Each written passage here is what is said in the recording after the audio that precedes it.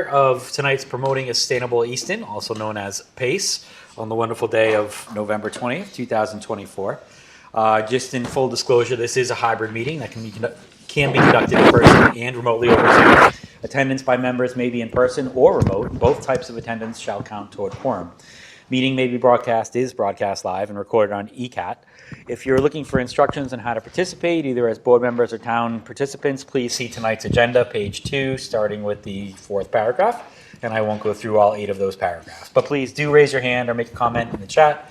If you're having any issues or technical difficulties, we have a crack IT professional who's on hand tonight to assist us with any types of communication, Zoom issues, any of the above. All right, with that, we'll take a roll call going around just by look. We'll start on the reverse order. Denise? Here. Andrea? Here. Kathy? Here. Nancy? Here. Tom is here. Jim? Here. Connor? Here. Chris? Here. Patrick? Present. Love it. Jen? Here. Crack IT. Dottie Fulgenetti? Here. Awesome. So that is quorum. We will have some people that join us, so we can keep track for the minutes. Several folks are on the way. There happens to be an emergency of some sort also at Lincoln Street, so appreciate folks coming in when they can. We have 5 items tonight. Chris almost made me swear not to say what I'm about to say, but I am cautiously optimistic that this may not be the 5-hour marathon that we have endured for the first 4 meetings, largely because we don't have 2 hours worth of presentations that we'll be consuming by people. So the information consumption phase is largely over. Doesn't mean we can't continue to provide those experiences. And as a matter of fact, if there are any additional materials for future PACE meetings, questions, all that, it's actually a bullet point for us to ask tonight. So don't be shy. But I think you all appreciate what I'm trying to get at. I might go a little bit out of order. So the first thing I just wanted to do, because it's so fresh in our minds, is the special town meeting debrief. So I just would love to get feedback from anybody that was able to go attend. I certainly appreciate folks that staffed the table, made some community outreach, and get your feedback. Like, have you heard anything? What was your take on what was presented and all that other good stuff? So why don't we just go around the horn? Everybody gets a chance to speak in this rodeo. So Denise, you want to start us up? I know you were at the table. Yeah, I was at the table at the beginning of the meeting. One of the things that I thought was really interesting that I haven't seen at a lot of other meetings, town meetings, is people were coming up to me and were saying that they were introducing their adult children to the town meeting. That was over and over again. So I thought that was really interesting. There were some comments with the PACE material. You know, we had a few grumpies that said, you know, it's all about the taxes, and that means they're always going up. But most people took the material and they were a little bit inquisitive. Yeah, that's good. And look, I think it's appropriate that people think that way. It's great to identify for those folks that there's an opportunity to learn. And, you know, maybe, and hopefully they'll come on January 8th and we can kind of share with them the fact pattern. So good. Thanks again. Andrea? Do you want me to go? Do I have to turn this on, or is this all set? It's all set. Okay, awesome. It doesn't amplify you. It just records for ECAT purposes. Okay, awesome. I would say I didn't get any feedback from community members or even staff members, but the overall, just the presentation was beautiful. You guys went through just the main talking points of what the PACE committee is all about. I just hope that we have attendance on the January 8th meeting at Queesit House based off of that presentation. That Sure. we have actual community members who are engaged. Cool. Agreed. Kathy? Creator of amazing materials. I'm gonna add that into my Yes. email signature. For me, like, it's talking to like a lot of different parents, like talking to parents on like the soccer field, and the amount of people that have no idea what we're doing, like, or that this is even out there. It's everybody I spoke to. Yeah. That they don't have any idea what's going on. So I think, like, being able to get this information out and like kind of problem solving that tonight might be a good idea of like, how do we get that engagement for that January 8th date? Yeah. Because for them to be informed, they have to first know that there's a problem. Yeah. To put it in context, the first time that this committee was formed, there were approximately 200 plus people who showed up at that meeting to vote it. And at special town meeting, there was 318. So there's 518 people out of 25,000. That does include kids. I appreciate they're not all voters, but of our community that we know, in theory, know about it. Yeah. Right. So Right. that, to your point, like it doesn't. That's part of the challenge I think we always hold of trying to share information and get people's engagement and on board. So I love the fact that you mentioned soccer fields. So I had a softball meeting last night, and it became a topic of conversation while we were out and about. So and a lot of people, like two knew about it. Two knew about special town meeting, and then the other 9 were like, I don't know what you guys are talking about. Yeah. And then like, oh, what? Really? And so you gotta take those opportunities. I walk around with PASE cards now, like that we have them. Like you guys want to know, somebody's asking a question, like hand them out. But I think like that's a huge valid comment we need to talk about tonight. Nancy, you were also at the table. Yes, I also think it was a good opportunity to, first time, get the word out there. Folks were very receptive approaching us at the table. A lot of materials were taken, which is nice. So sometimes you have handouts and folks will sort of put their hands down, but people were very willing to take things. I thought that was good, and I agree with Tom. I'm walking around with cards and sort of giving out cards, and people will realize there's a QR code. Just put it in your phone, and there's a lot of information there. So Sure. you just need to keep doing that. But I agree. Planning for January is going to be big as we continue to get the word out. Good call. Jim? Yeah, I was able to attend the town meeting. I thought the presentation went very well. It was very informative. And I will be carrying business cards with me after this meeting to Sweet. help spread the word about PACE in the January meeting. Did anybody give you feedback, or did you hear any anecdotal commentary, things, hot button issues? Appropriately so, taxes is a good word to hear. People should be concerned about that. That's part of the potential equation. So I think that's good. But did you hear any feedback from anybody, even online, in Not line? specifically regarding the meeting at town hall, or the town meeting, but I mean, in general, I think what I've heard mostly is concerns about taxes going up and Sure. continuing to go up in theory. So Yeah, valid, very valid. Clearly, we haven't gone viral yet, but there's still time. There's still time. Mr. Reed? So I thought you and Nancy did a great job. I was happy for someone else to have to get up at the podium. That's not me. That's always a good night for me. The committee members who did the materials also really appreciate that. You did a great job. Yeah. I mean that sincerely, and it's great to have people chipping in that way and putting a different perspective on that, because as much as I try to be self-aware of how can I talk about our work or my work in a way that is not overly technocratic and completely off-putting to folks, it's much better for folks who are adjacent to it or outside to say, hey, I think it kind of makes sense to talk about it this way. So I think that's great. Agreed. There's 2 boxes of those materials here, and everyone here has to, those boxes need to be empty tonight when you go out, so you can get that material out.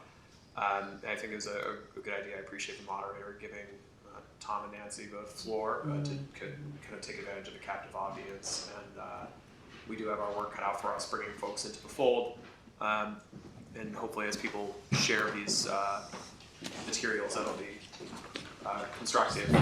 Knowing that you folks will be handing all that stuff out Monday, I tried to carve up the PACE website and refashion it as more of a Q&A format rather than the never-ending appendix format that we have for our meeting page. I think that kind of logically makes sense as a committee member, but if I was envisioning, you brave souls handing out, cold calling these marketing materials, and somebody actually scans that QR code and sees like a 17-page endless scroll based on date, not organized by subject. So would love feedback on that too. If you folks go back to the PACE page, there's now a short URL as well, which is easton.ma.us/PACE-FAQ. Goes right to that page, has the one-pager, and then has clickable and anchored links on, I want to know more about town budget spending. I want to know more about school budgets. I want to know more about our revenue, and you click it and it brings you right to a Q&A. So would like feedback on that. Hopefully that makes it a little easier if we can get folks to take those materials to engage with it. So so trying to do my part helping out. You all did a good job, and I really appreciate your work.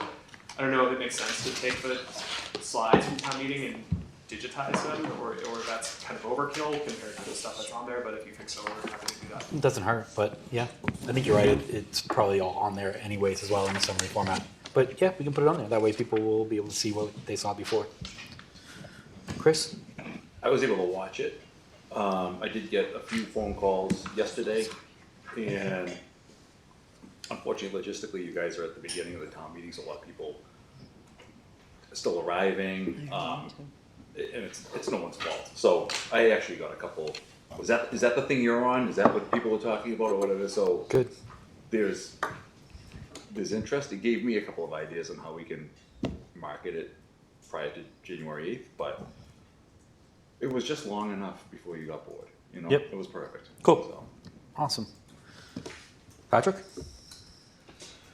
I did not get a chance to go to the table. I had 2 meetings before actual town meeting. I think you guys also, echoing what everybody else said, I think you guys did a very good job. Concise, to the point, talking about the benefits, talking about obviously the problem at hand. And I have not had much feedback since. The people that I had spoken to, the people on the finance committee that I spoke to, were very aware of it. I think that just goes with the nature of already being one of the officials in the town. But then, since the meeting, there's only been a few conversations I've had about it, but the people that I've spoken to have shown interest in attending the open house.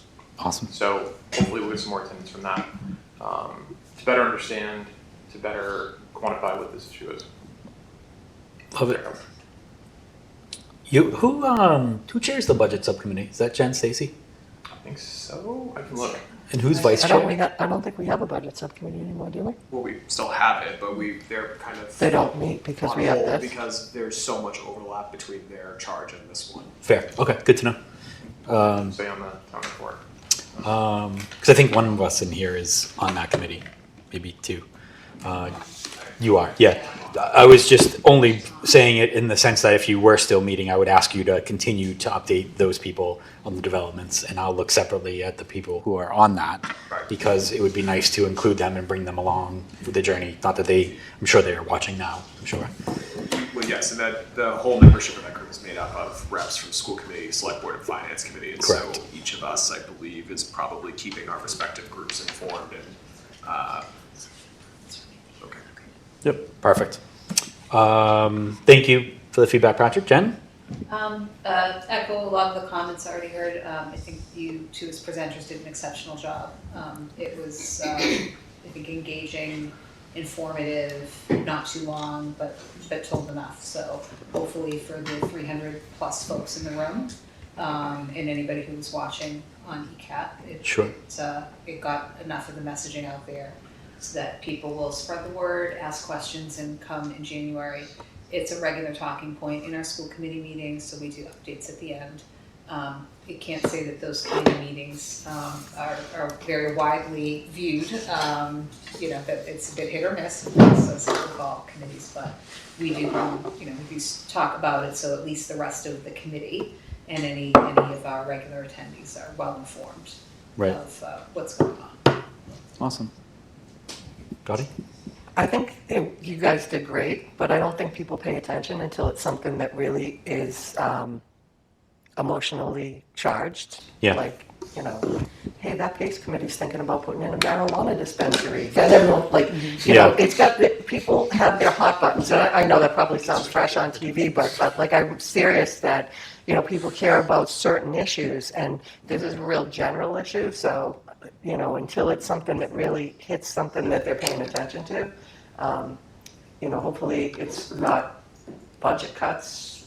I mean, when we start to talk about what this really means, people might be a little bit more open to hearing it, We should leak that. We should leak it, considering dispensary. That's the new marketing material. Social media. You heard it here first, folks. Did you? Dottie suggested. Right. We'll see if anybody's really watching this. Going back around, the folks, Jocelyn, takeaways from special town meeting. I know you staffed a table. Did you get any feedback that you want to share, common themes, or did people show up at your house, knock on your door, asking for more feedback? No one And showed on up what? at my house. Good. I don't know if I'll repeat things that It's okay. have already been said, but I mean, overall, I was actually surprised how many people wanted to take materials. Nice. So that was good. And I mean, we got a couple, sounds like you want to raise my taxes comments. And to be honest, like, I didn't really know how to respond to that. I was just like, have some reading material. Like, I just am not going to, you know, I don't think it's appropriate to debate someone anyway, but, you know, it might be nice to, at some point, talk about, like, what is your 5-second response to that? Sure. Because it's, you know, someone that's just in passing. They're not looking for a deep dive conversation, but what is a good response to get them at least interested in learning more? Yeah. So that was one I takeaway. don't think you were here, but I said the same thing to Denise. Like, that's, to me, that's not a negative thing that they said. Yeah. That's an informational thing. And I think it's right and appropriate that they have that concern. But I also think it's short of the full equation right now. Like, we really don't know what the solution is. We've all just agreed that there's a problem. We'll talk later, but we haven't even agreed the size of the problem. So therefore, solutioning the problem without the details, we're not there yet. Yeah. But it's good to know that there is a concern about taxes. It's valid and appropriate.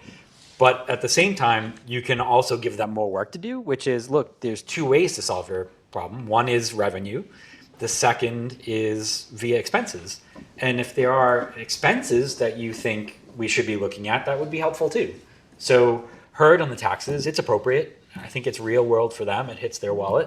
And then the only other thing that I share, and you folk, I know we're solutioning a little bit live, but you know, people look at taxes as the payment of a thing. And there are other ways to think about what our taxes do, which is they provide services and experiences in our community that directly correlates to housing value, for example. People move here or don't move here. And Easton is the community that has the highest amount of appreciation over the last 4 years than any of the communities around us. And therefore, you know, for me, I pivot with the financial people. I'm like, there really isn't a place I wouldn't have invested my money faster than here. It's the best average return that people have been able to get if they've held their home for the last 4 years, as opposed to the stock market. I mean, if you bought NVIDIA, good for you, but you see the point. And so transferring the discussion to just the negative and not sharing that housing appreciation or the positives that you get from it or the amazing services we provide is almost, again, letting them off the hook of I'm giving you the problem. And that way you can also pivot into what do you want to get for your taxes? Even if they don't go up, like what do you want to get? So I don't know if that resonates with all of you, but you all might have your own little stump speech, but I get those too. And you know, people are frustrated, they're concerned, and those are all valid emotions. And then it's just how can I educate you, and wherever your vote falls out, you know, hopefully I did a good job and you were as informed as possible. One more thought, just overall with the town meeting, I also wondered how can we continue to get word about the open house out, because it just seems like there are some missing demographics in the town hall. Yeah. These numbers, again, you weren't here, but it helps put context. There are 200 people at the town meeting last year created this committee, and 318 people showed up this year. So at most, it's 518 people. But the reality is, those 200 last year were 200 of the 318 this year. So you might have 300 people at town meetings that either voted for us or heard about us. And you're right. Now that we've got some materials, I think we'll talk later on about how to ramp that up. If I could, and I'm very good at 5-second responses, as you all know. In that context, like we don't have to. You're not trying to even persuade anyone to say, "Hey, I live here and I care about that too. That's why I'm giving you this. I hope I see you on January 8th." Yeah, good call. Right? Yeah. It's not about. We're definitely not. We've had 100 hours of meetings. We're not there yet. It's not happening in a hallway on the way to me. It's like I care and I live here too. So hope to see you again. Yeah, good call. Leisha? So my sphere is a little bit different. Not everybody that I encounter every day is a resident, but I do make sure that as many people as possible are aware of it. I also spell it because everybody tells me I couldn't find it. PACE, right? PACE, and so I constantly remind them of what it is. I am curious about what we're going to discuss tonight, January, because that presentation was great and it was succinct, but it was about piquing people's interest as opposed to informing them of anything. Yeah. And so how does that happen in that 2-hour period? Because it's not even to my understanding, a 2-hour presentation, right? Right. It's an open house with people asking questions.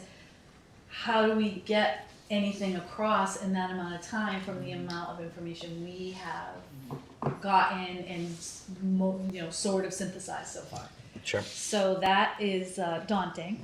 I'm also curious, people will say, I'll take the information. I'm wondering if there's a way to know how many times even it's viewed or something, because taking it is one thing and actually getting on is something else.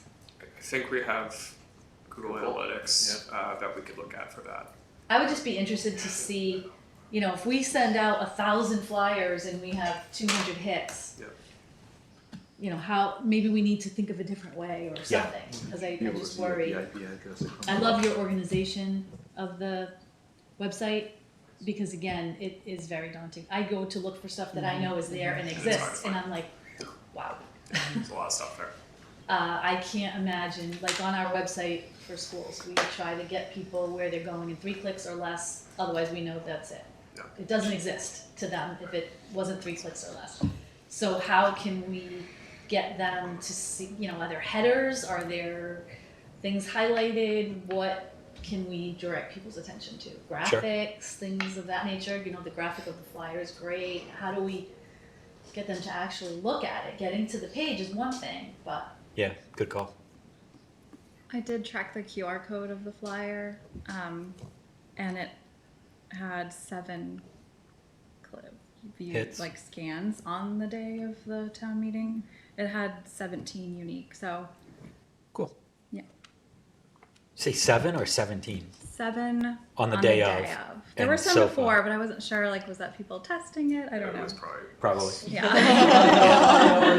Yeah. Tom 7. So I guess Yeah, driving. the day was 7. Cool. Which was a little low, but honestly, I think it was a summary document, so probably Yeah. a lot of people did read it. That's what it seemed. When people were grabbing them, they seemed like they were reading it as they were walking away. So I do. We feel like didn't it's find positive. any on the floor when we were cleaning them. That's So good. that's They weren't crumpled up and thrown That's out. actually a big thing. Good call. Well said. I didn't check the seats, but No, that's the fair. floors were good. I think something that's important to keep in mind, and this is certainly not me endorsing or saying I like this reality, but the reality is in municipal government, not just Easton, but in Massachusetts, around the United States, participation rates are comparatively much lower than in presidential elections or gubernatorial elections, right? So we are not going to have 18,000 people engaging. And as you've all seen, whether you're town meeting regulars or not, our quorum is 100 registered voters, which is less than 0.5% of our electorate. And so those, decisions are made by the folks who show up and who engage. And so I want to see those numbers go up, and I think tonight we'll talk about ways that we can try to bring more people in, but it takes a handful of folks who are engaged and who aren't in the town hall bubble, talking to their peer networks and helping them understand in a personal way why this matters. That can make a huge difference in these kind of decisions. Well said. So that's my optimism that not all is lost. Love it. Marissa? I did get a chance to go to town meeting and to sit in. I thought that the presentation was great. I think situated at the beginning before things got really, not contentious is a strong word, but before the debates and discussions happened was helpful because it set off a nice tone. But throughout the town hall, I think there were opportunities where we can see some in-ground. There are places where people care, and there are moments where I think, based on the concerns that were brought up at town meeting, we might have an avenue in to get more people interested. Mm-hmm. Good call.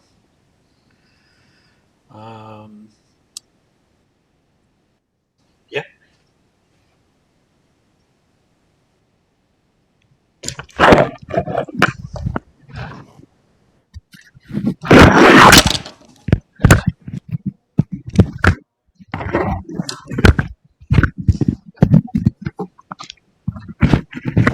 I don't see a light on the middle line.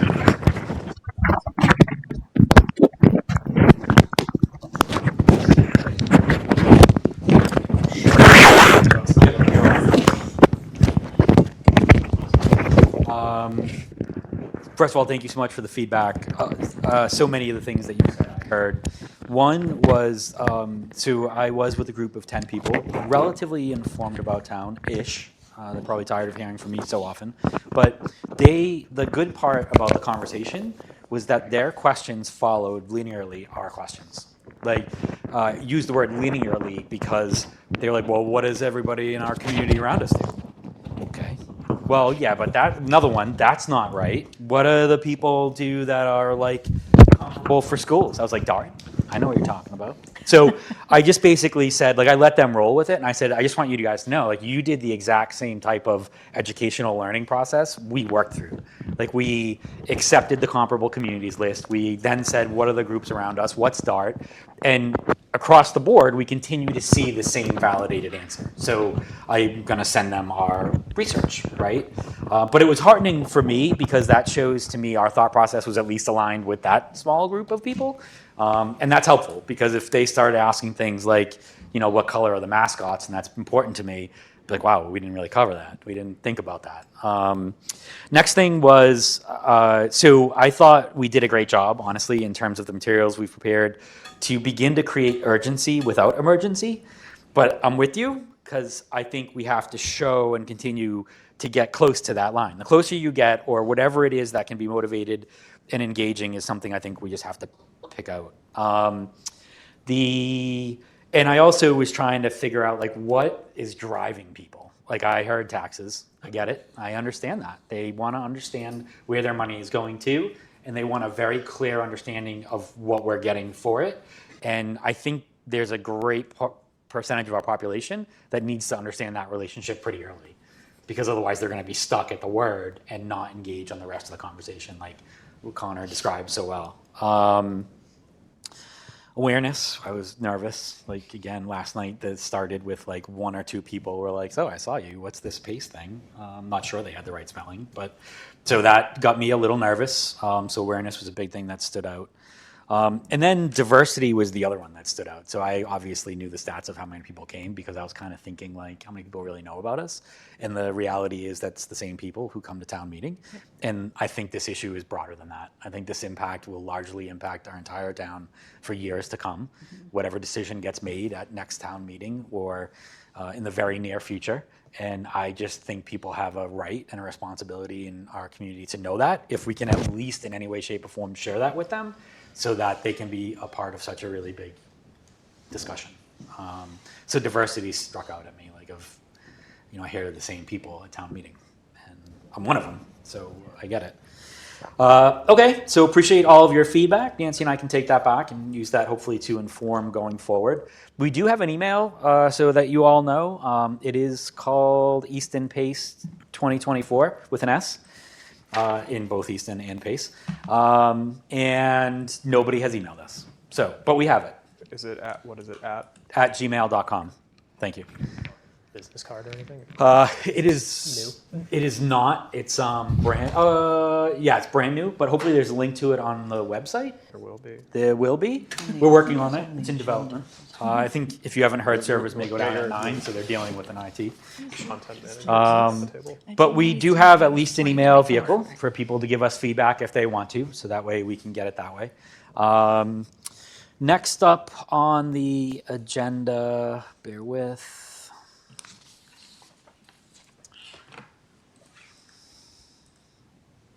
Why don't we talk about the January 8th open house, if that's okay? Maybe because we've kind of alluded to it a couple times. Actually, I lied to you. I want to start with the PACE committee charge deliverable summary of the existing position. So on December 16th, our phase 1 deliverable is due for a summary of existing position and outlook. I think we're there at the point that we have a problem. I think we're, in terms of format, let me spit out what I'm thinking of and then see how you folks react to it. One, I think that we have the beginnings of a pretty thoughtful white paper on our summary of existing position. That one-pager we did with all the words on it is a great start conceptually of the issues and topics we want to bring up. I would expect that we would include a lot of the graphs and charts that we showed from the key departments and presentations. So there would be a revenue section. We would talk about all of our revenues. We would talk about historical. We would talk about where our revenues come from, how we have been performing in terms of increases, so on and so forth. Probably talk about grants that we've gotten, grants that are going away. All of the input side components. So revenue would be a major section. We'd walk the user audience through that. And there's just been a tremendous amount of materials in Connor's presentations that we can leverage. And if we need to update, we can. Then on the expense side, I think we had some really great presentations. I think we had feedback from the schools. There's a tremendous amount of slides that I think were fantastic, per capita spend, items like that.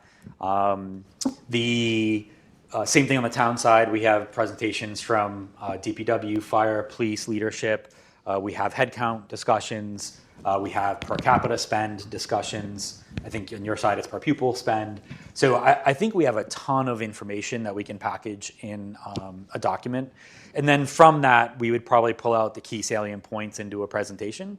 So X number of slides presentation. The goal isn't to win the most number of slides in a presentation, but to be informative. But the white paper should have the majority of all of our findings. I think some of the thoughts that I wanted to get from your opinion today, so on any good presentation, the first slide that I've always tried to do is a key takeaway slide. Like if you have 1 minute to read, this is what you need to take away.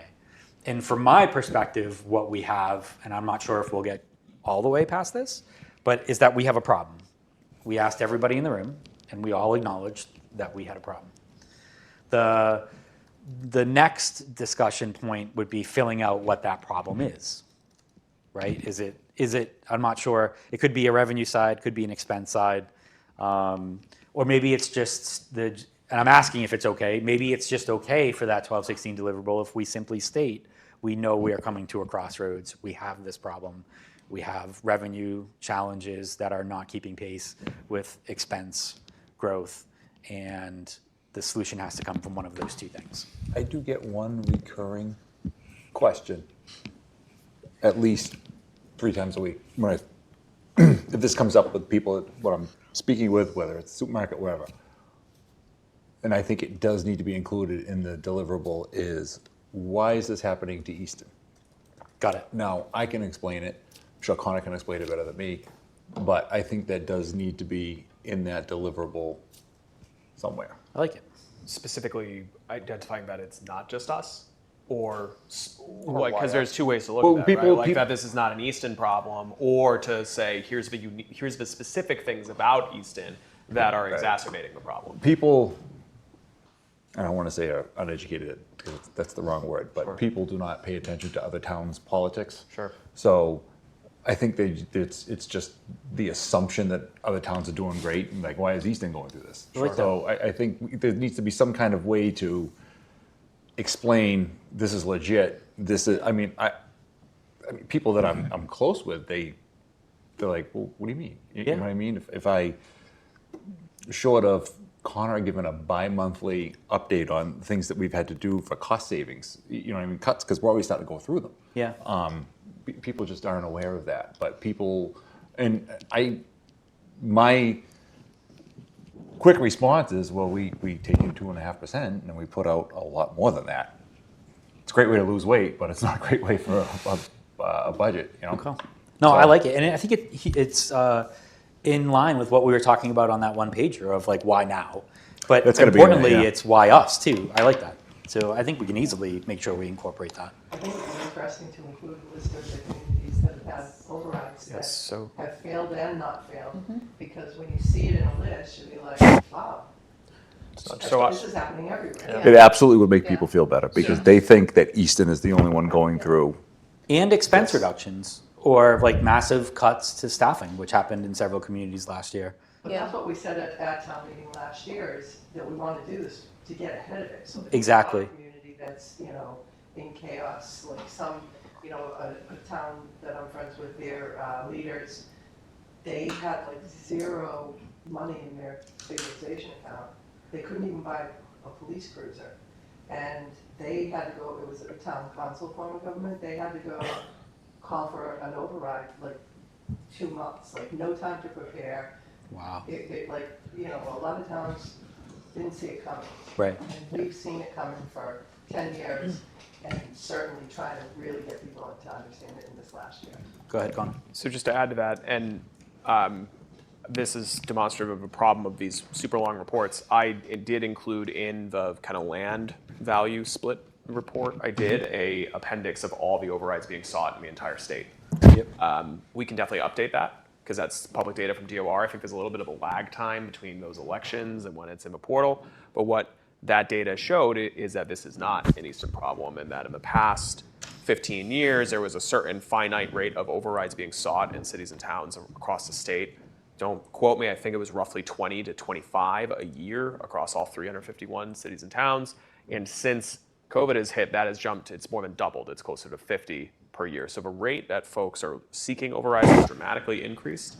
And that list also showed Easton's comparable communities that have similar residential and commercial tax bases, how regularly they have sought overrides, and that Easton was in a group of, I think, 11, has gone the second longest of all of them without. So that's in that land value analysis. We can definitely pull some of that out and refresh it and show that. And there's also tons of, I would imagine in this report, we can have it, I don't want to call it a works cited to make people fall asleep even faster, but we can have references to, there's a ton of even non-paywalled news articles around communities that have either made the choice to go for that or made the choice not to and gone through really, really large cuts because then it's not us talking about, right? This is another institution talking about a community that went through this, so people can see that this is not a kind of budget thing that's unique to us. And frankly, what is unique to Easton is for a community that doesn't have a 20 to 30% commercial tax base to last this long without this conversation, right? Easy for me to say, but those are, that's one of those things that no matter how you feel about tax policy, that is a objective reality. That is a true statement. Sure. Right. I'm going to go Jim, then Jem. Yeah, I at the risk of probably making this report very long, I do think there needs to be some sort of synopsis of what Prop 2.5 is and how it affects the revenue, because I think everyone gets it conceptually, like yes, in theory, and we should also show, yes, in theory, your taxes do go up every year, maybe not every single household, but like, yes, they do go up, but with these limitations and these reasons why, and versus the expenses that towns are facing, even that's still not enough. Sure. And commensurate with the other revenues that are not even growing at that rate. Right, because it does acknowledge at least that, like, yes, we know taxes go up every year. We're certain. We're not gaslighting you into pretending they're not, but like, there's still a problem with paying insurance for teachers and firefighters and salaries. Like, these are people, I think Tom's made that point over the last few months. It's like, these are people, and like, just like you, their insurance costs have gone up, or like the cost to insure them, their salaries and all that stuff. Right. I said you next, but a general quick question. What would be the right inflationary marker or indicator to compare and utilize for what we're talking about? Meaning like CPI is certainly something that is consumer facing. Is that what you would use for demonstration of increase of cost structure? I think you could probably pick from a few different baskets of goods, so to speak, that the Bureau of Labor Statistics keeps. They have different ones for different services, so I don't have a I'll take a look. Answer. You know what I'm saying, right? Like, yes. Like you guys don't buy a lot of milk, so I'm not worried about the milk price going up for but, town government services. But there might be other things you do or don't buy that could even be worse. There may be. I don't have the specific one offhand. I think one of the things there, that information is useful. I would caution that sort of one of the discussions that came up very early on in our work was about comparability, right? And what really drives a lot of our costs are our collective bargaining agreements, right? And I say this with our union friends at the table, right? It's kind of been a misnomer for a lot of communities that call the negotiated wage increases a COLA, a cost of living adjustment, but it is not necessarily tethered to inflation. Agreed. Right? And up until COVID, that's probably been a benefit, right? Because when inflation was sub 2%, if your cost of living adjustment was 2%, you're netting out in the positive. Since COVID, there's no inflationary adjustment on Prop 2.5. So it's still called a COLA, but being honest, you would not call a 2 or a 2.5% adjustment commensurate with the CPI cost of Agreed. living. Most right? people have lost purchasing power. Absolutely. Right. And so the comparability, the things that drive the largest parts of our budget are our workforce, which is collectively bargaining. And so that's when you start looking into comparability of wage package negotiations, right? Yep. Cool. Good point. I'll noodle it. Jen? So at the joint, make sure my mic's on, joint school committee superintendent's conference that Dr. Cabral and I were at a couple of weeks ago, this discussion came up in no fewer than 4 different sessions that I sat in that were very well attended. So this is an issue that our peer communities and I guess technically non-peer across the state have all been dealing with, and there was even a session specifically on operational overrides. There was a session on town and municipal collaboration in managing long-term budget issues. So a lot of what we've been discussing here is definitely, and I know we all know this, but I think there's value in really benchmarking and being able to communicate that out to the residents of Easton, that there are some things, particularly schools, we've talked about our Easton triangle of some circumstances that make some of the school funding particularly disadvantageous to Easton, but even outside of that, or even with that, this is definitely a problem that most communities are struggling with. Sure. Out of curiosity, did you, in those sessions, share that you were part of this PASE committee?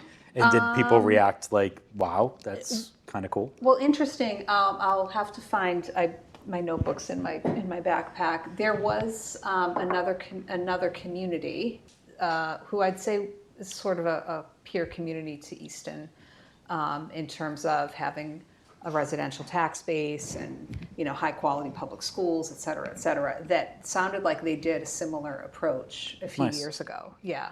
If you could find out who that is and share it with us, maybe we could get some learnings from them, or just call up who that chair was and say, hey, what were the big things that you felt really made an impact in A, B, and C? One of them being like, how did you get outreach? What are the topics that came up that surprised you at the end, number curveballs, all those other things. Yeah. Cool. That would be awesome. Thank you. Yeah. It was just helpful. throw something in real quick? I've noticed this evening that we've used the word problem quite a bit, and problem is and words matter. The lexicon, it makes people very defensive. I wonder if we can kind of flip it and use the word challenge, if that might be helpful, because challenge invites participation, and problem backs people into a corner. So I wonder if our language could change a bit, and then we might be more inclusive. I'm fine. It's just a suggestion. That's good. Yeah, that's great feedback.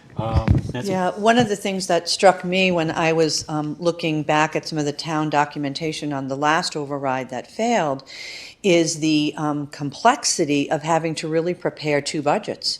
One budget that assumes that this is going to go through and another budget that assumes it will not, and the cuts. And that just really, I assume that that's what would have to be done again this year. And that just struck me as a huge exercise, a thoughtful exercise, something that town folks will see when we bring that forward, of course, in May, and to put that in front of them. So I wonder if that's even something that we can get out, that concept, before May. We won't have all of those numbers and details, but that's an enormous exercise that it takes to assume both of those conditions may be the result. And yes, and to be clear, I think one of the things that may start driving engagement as well is that this committee is great, our work is important, but this is an advisory group. The actual budget work is underway right now, right?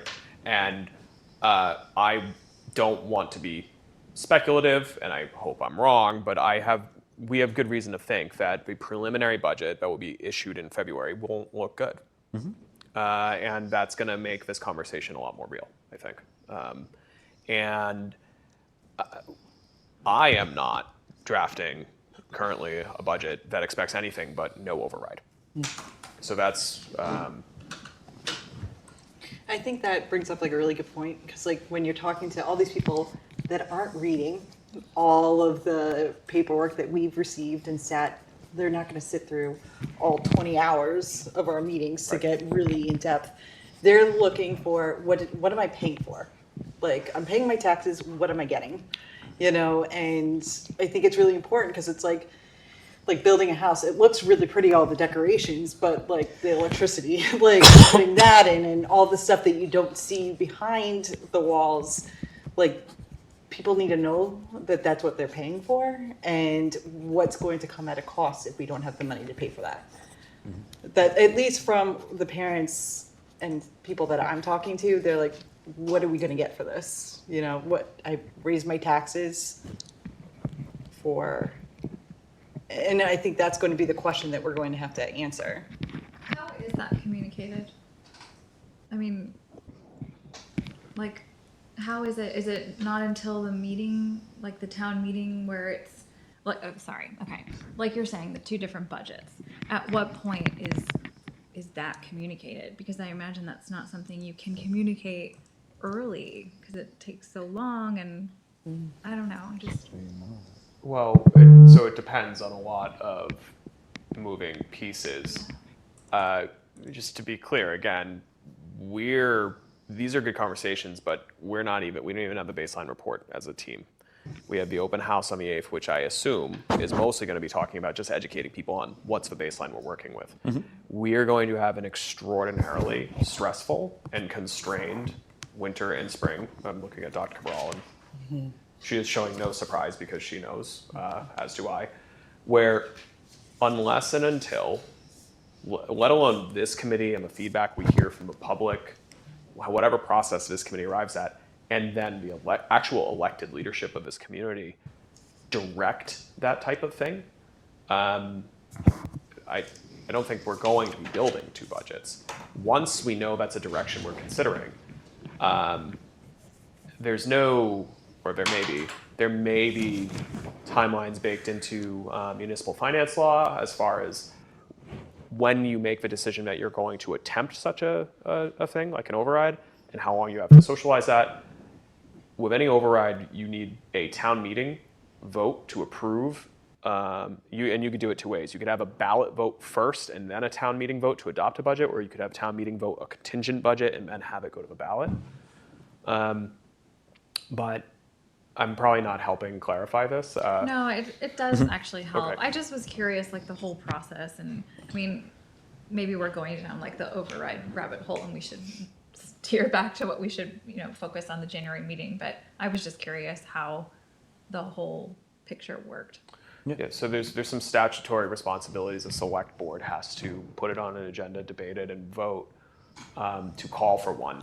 I don't know the exact amount of days. There's minimum days out. It would need to be from those votes. I don't know if there's a maximum distance out. But yes, the board would have to vote it. And it's a two-step process. Just like we've done debt exclusions a couple times in the past few years. Even with those, which in my professional experience and judgment are much easier to get people engaged on because it's, no pun intended, those are very concrete, literal things, right? School building, fire station, compared to like structural revenue deficit, right? And even then, you spend 2+ years going through the feasibility and the design process, and you get engagement periodically, and kind of your super voters, your town meeting folks who engage. It's really, Dottie, Dr. Cabral, Jen, correct me if you feel differently, but it's basically the last 6 weeks before votes when people really, really engage. Mm-hmm. Does prelim come out? The preliminary budget? Yeah. February. Yeah. I would say by the end of February. Okay. So back to the 12-16 deliverable, and it's okay. It's good to digress sometimes because some of those details prompt us to prepare in different ways, which is great. Let me ask you this. Do Nancy and I have your approval and latitude to create the initial base document and the initial base presentation? We'll probably reach out to people for either slides or maybe updates, but largely I think we have a pretty good grasp on the big group of information that we have, and I think we could package it like we did previously on the one pager and on the business card, share it maybe with one or two people to get thoughts, did we miss anything, and then come back so that everybody can review it, read it, and really get the last 15-20% of the work done, which is, you know, how are we wording things appropriate, right? Making sure we're going to get our point across, and did we miss anything, and all that good stuff. Is that fair if we take that as a takeaway to get us started on that 12-16 deliverable? The wording's important, but I do think the gravity of the situation needs to be conveyed as well. Agreed. You know? Yep. Urgency, but not emergency. We have to get it across. Yeah. I mean, Maybe getting close to it. I think people need to be aware that we're already looking at hiring freezes and stuff like that. Like it's already happening, and they're just. I don't think people will react until they hear the word cut, or you're not going to get, or this isn't happening anymore, this is going away. Sure, I like that. I think you're right, Chris. And, you know, what I'm envisioning, like if you just had like a, you know, a Canva one sentence, you know, did you know the town's on a hiring freeze, or did you know, this is where it gets tricky because, you know, even when the police chief was here the other night and, or that last meeting was talking about, I know this stuff, and I was like kind of shocked that, like, wow, we're really here. Like, I know we're coming here, but we're really here.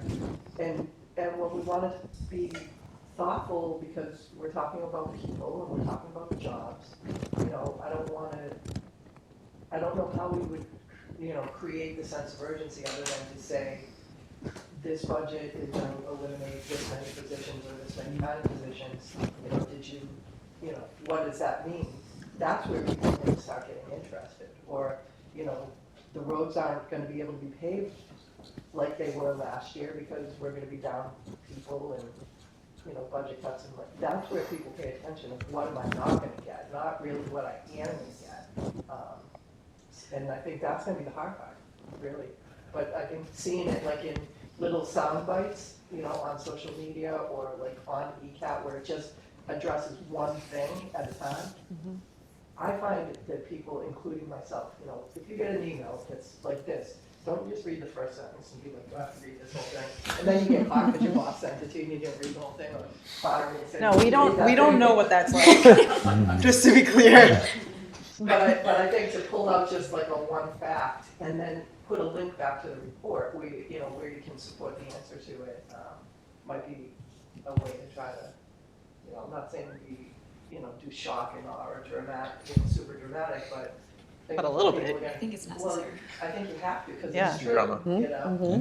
But I think that's a good idea too, because like that was something we were talking about probably a couple of meetings ago, like a did you know, like social media, like kind of campaign where it's just like one fact at a time, and maybe it's rolled out over a few days, like where it's just like a bunch of different facts, because one, that's where everybody's looking, whether we want them to look at the website or not, they're all looking at social media. And if we want engagement and we want to hear people's voices, that's where we're going to hear it, right? I also agree too that I think just based on the different departments that have spoken at this specific committee, that it'd be helpful to break it down by department, like what you stand to lose, unfortunately, if we make cuts. Like this is what's going to happen to reaction time, and this is what's going to happen to the school system, and this is what's going to happen to the services provided by the community. Because that honestly is the only time people care, is when it impacts them directly. It feels too abstract right now. Yeah. I think if we can say, well, if your kid's going into this grade next year, this is the implication. Or if you're advancing in this place in the community, like you're not going to have access to this anymore. I know it's a bit doom and gloom, but that's the only way people react and respond. Or how we've already done that, Yeah. you know, with the police not hiring another position. Yeah, I think I would, you guys check me if I'm wrong, but I would balance the specificity with making sure that those people don't feel as they're called out. Mm-hmm. But heard, like that's what I struggle with. I would love to have all the answers. We're not there yet. We don't even know the size of the challenge that we, see that? You like that? Challenge? Got you. And so I would just be thoughtful that people have to make those budgets. Anything we say may be setting expectations that are or aren't warranted. So I would try to create the urgency and emergency if we could, because I think it's getting close to that. And to your point, maybe not as specific as a grade, just so that all the second grade teachers don't, or you know, all the But whoever like it you is. could do it like with the you know, the police and the comparables like to other towns. Like I think that's we the got, you know, how many calls to 911 that we received. Yeah. You know, that compared to 10 years ago, I think putting facts in there like Agreed. that are shocking. Yeah. Like for Eye-opening. people, yeah, like being like, now we've got this many calls. Yeah, well said. You know, versus 10 years ago. You know, Yep. now we have this many people to serve within the town versus 10 years ago. Yeah, I like it. You know, Jim, you've been patient. Go for it. No, we'd actually, getting ahead or off track, I don't know anymore. For January 8th, it might be more helpful to have those tangibles to present to people or have those discussions of what that data is going to look like. And that could even spur some sort of activity at the open house when we get to that point of like, I was even thinking like, here's $100 in Monopoly money. How would you spend this? Or like, or how would you kind of allocate your resources that way? Because it would indirectly inform us how people value the services they receive. And if we had the numbers of what's going to get cut, could get cut, you would at least have something to compare that to. Or like, how much would you need to spend to keep your services? You'd have like a financial point, I guess, to like refer back to. Okay. How hard would it be, in reference to January 8th? I mean, we rely on social media, and I think that's great if your algorithm is such that you're seeing everything every day, people, whatever platform you use. But I also think that one of the reasons sometimes the town meeting, not a lot of people go, whatever, is I do think a lot of people watch ECAT now. I mean, no one wants to admit to it, but people do. I mean, it's. We love you, Joe. I love ECAT. I'm complimenting like. The streaming is so Yes. great though. Is- You yeah. get it. You I'll- know, Yeah, there's a big lot of people who news do feed, not you can go and watch watch They the watched. game I'm Chris online Mills, and I or- watch yeah. ECAT. Yeah. But Is your mic on? is there a way we could do like a Q&A Yeah. prior to January 8th? No, Okay. if I'm being honest. You don't think so? Well, I mean, you all can. Correct. I cannot. Yeah. Right. And I think that's going to be really important here too. Is I have a tendency to say yes to probably more than I should. If you could all believe that, I can. I think there's a role for that, and I think one of the things we should talk about is when we floated January 8th, I don't think the idea was that was it. I think January 8th is the first open house. Agreed. And we're going to have a series of these types of things in different formats, perhaps Q&A, do a podcast, go to some community things. That's going to overlap with the budget organically coming into view. Similarly, not to be Mr. No, I will not have that level of budget detail by January 8th. Yeah. What I think you can do, and I'll speak with my team, and we have to talk about format for open houses, bring some of those folks in for those open houses so folks can talk to the police chief in person. Hey, what do these budget challenges actually mean to you? Because it's one thing to hear me read from a slide, it's another to talk to the chief, right? So that could be a constructive way to make it more real without getting into speculating on July 1st this year will look exactly like this. Yeah. And I'm not trying to be evasive there because not long after January, come February, March, we're going to start knowing specifically what these budgets do look like.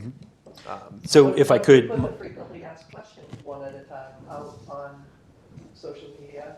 Yep. And on ECAT, that's just like a slide that comes up. Yep. You know, a question and then face on the bottom of it and then a way to find it. Agreed. My quick yes to Chris is I absolutely think we could go on ECAT and we could do an informational session that was brief, that talked about some of the key issues, that gave people a 5 or 10 minute digestible discussion. And to your point, we could do a series of them. Like, hey, here's where we're at, here's what we're up to. I mean, it's a lot of work. It's time involved, and it's a terrible time of the year to commit to. Yeah, but it's a great point. Yeah. People watch it. We have a large team. Look, we're going to need to staff tables. So we're going to need people to say yes, to your point, because there will be several for very valid reasons that have to say no. But we have a large team, which is one of the benefits that we have. Denise? And Jocelyn had something, so after me, make sure that you get to her, because she's been here holding court for a while. I would like to see if there's anyone here in the room that would engage with me, because I think a drip campaign, social media-wise, is so fortuitous. It really will kind of eke out. I don't know that it will, focus and do exactly what we want. The end product may not be exactly what we hope, but the curiosity will definitely be there. What I think that might be helpful is that if we throw out some really good did you knows and then pair them with maybe a place in the ECAT presentation that was so well done, or a piece of literature that we have, so that we're not only giving the curiosity factor, but we're giving the kind of the answer, that so we're not becoming the specialist. It's there. And And just already, because the frequently asked questions is online, so you can post right back to that page. That would be pretty easy to do. So I have a in the question. same vein that we sat down with you and we gave you 5 takeaways, that maybe this group can say, what are the 5 social media curiosities or did you know type of questions, and we can kind of do this strategically as a drip campaign. Okay. 2 things. One, I'm going to stop the conversation about the 1216 deliverable if everybody's done with that, because we've been kind of blending them, and I just want to make sure we're good. The last thing I'll ask on the 1216 deliverable is if you all could send Nancy and I, same exercise, you just reminded me, the 5 things you think need to be in that report, just 5 bullet points. You got to talk about revenue. You got to talk about expenses. I think it's important that you do X, Y, and Z. That way we can at least have your feedback and in that aligned consensus to start, if that's okay. So first bit of homework is that. Next thing, so you said something else. Sorry, Jocelyn, you're gonna have to. No, you're I'm good good. at waiting. Honestly, I didn't raise my hand again because it kind It's of okay. it worked its way out. All right, was kind of perfect. answered. I'm not worried So about it. I want to revisit for the team the discussion about social, because I think one of the things we talked about very early on was should we have our own account so that we can direct people to a Facebook page that we can communicate with them. And at the time we had said well, maybe we'll do that on our own accounts and share it with the people we know. But I'll go back. Should we have a structured Facebook account that enables us to disseminate information? It's not about debate. It's not about dialogue. It's not about negativity. It's just about, did you know, want to get more information, go here. Because you can turn off commenting, I think. Yeah, but you don't want to. You want a lightning rod. You're gonna get sucked Yep. into it You do. with Facebook. It's the nature of social media. But Right? can you- I'm not on social media. But right? can you direct them to email us with the questions that You they could have? try, but if you shut off one valve, they're going to not automatically go to another one. It's true. They're going to disengage the second they hit a wall. Yep. Right? So the point is, to Dottie's earlier point as well, it has to be something that's compelling. I don't know what the word is. Slightly emergency-esque, Yeah. a compelling, not just FAQs that people can just scroll by and go, well, that's not as interesting as the latest TikTok. Let me just move right past that. More to But the what's point of the vehicle, though? I think Facebook's a good idea. But whose account? None of ours. Why Right? wouldn't it be the Town of Easton? So, because it could be, theoretically. What we have seen that we felt was helpful is, so we, going through the building project, had this exact discussion. Big difference, our building project had OPM on contract doing a lot of help with these things. Where they had a dedicated project page and a dedicated project Facebook that would take a lot of the big complex things and just post JPEGs of certain slides and did you knows and stuff like that. They did not turn off comments because if you do, a lot of people will just not engage. Mm-hmm. That page didn't get a ton of feedback, but occasionally people would engage directly with that. But what we often saw was people sharing that dedicated project Facebook page out to their groups. Yeah. And at that point, it's off in the wild, and that's That's fine. what you we want. want it to Yeah. be. Yeah. We can cross-share that to our town page. The reason why I wouldn't necessarily have it be the town page is because if what Denise and others are envisioning, which is something that's going to ramp up and start being quite frequent, a lot of people who follow the town Facebook page, they're gonna tune that out because there's other stuff in there, road closures, snow, police activity, things like that. So we generally, but I'm not an expert, I'm open to feedback, we generally take the things that are getting a lot of engagement and cross-share that to that page because that has thousands of followers, rather than just having, that's why the Health and Community Services Programming has their own Facebook now because they basically took over the town's Facebook page, and like it was basically a pickleball page. So no, we cross post their things, and You could perhaps, I mean, even occasionally, we could shoot out the link on schools information. Absolutely. Police, fire, the town. The only thing I would, not a problem, Challenge. challenge would be, is it going to be monitored regularly? Right. Because other than shutting off comments, the other way to shut somebody down is for them to ask a question and not have it be addressed, or to put out misinformation and have a ton of people see that before it's addressed. So I think determining what the capacity is for that would be really important. That's my number one concern. Especially if people start being troll-like and Yeah. getting nasty, you don't want to engage in that. It's counterproductive, and it just gets shut down. Yep. But it gets people to show up. Yeah, but I to disagree Josh's with point, that. I don't know if I answered that you know, we could cross share it through that, doing things like parent square and school messaging, cross posting to websites, using the town crier, which actually has an open rate of almost 70%, which is shocking to me. I Read it every week. So, and that goes to like 3,000 people. So we could do, like we did that dedicated town meeting version of it. We could do dedicated things for PASE. You know, we talked about it at a town meeting. Maybe we've spoken to 300 people. If 2/3 of that 3,000 list are actually opening that, you've reached 2,000 people. Right. So we have those platforms. So I think are you the challenge saying- is going to come back to managing the PASE online presence. I think that either Marissa or Kathy said we can dislike that that's where information is required, but it is. So I think there's somewhat a reality to this that you have to be where people are, but I don't know the answer to managing it. Right. To a lot of people's earlier points, I think the reason that it is so frequently used for information is because they're bytes of information, because they're not a long All web text. page of sources, and that's the whole point. It's digestible. Yeah. Is But- one way for, I'm asking, I don't want to ask this, actually. Too late. But, Want us to do TikTok? no.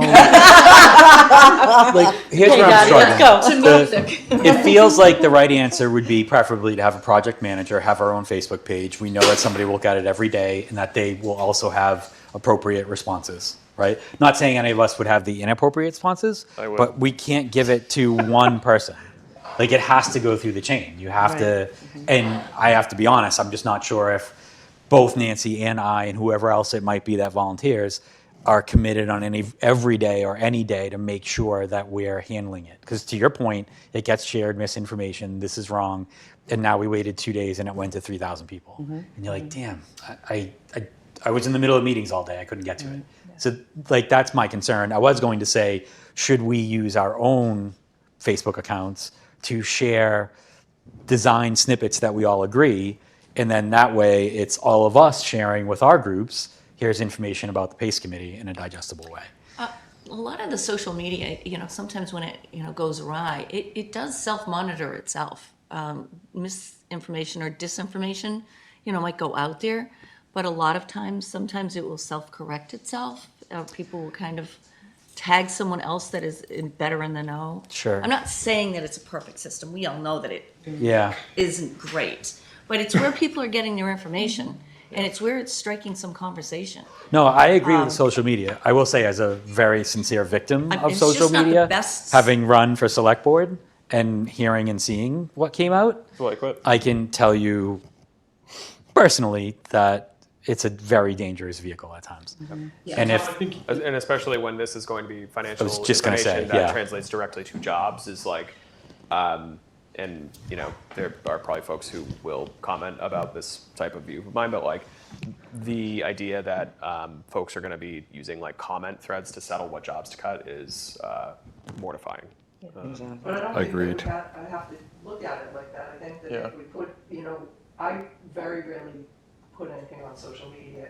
Sometimes I'll interject with a factual and a link to the Yes. factual statement, and Yeah. that's it. Like, not my opinion, you know, if you want to know, here's where you can get it. And if we treated it like that, and if people said stuff, say, come to our next meeting, you know, come to this other meeting, but that it would be impossible to try to answer everybody customized, because then it's a back and forth afterwards. Once you engage in that, and it's just, it won't go anywhere, but. Yeah, no, to me, it's the monitor.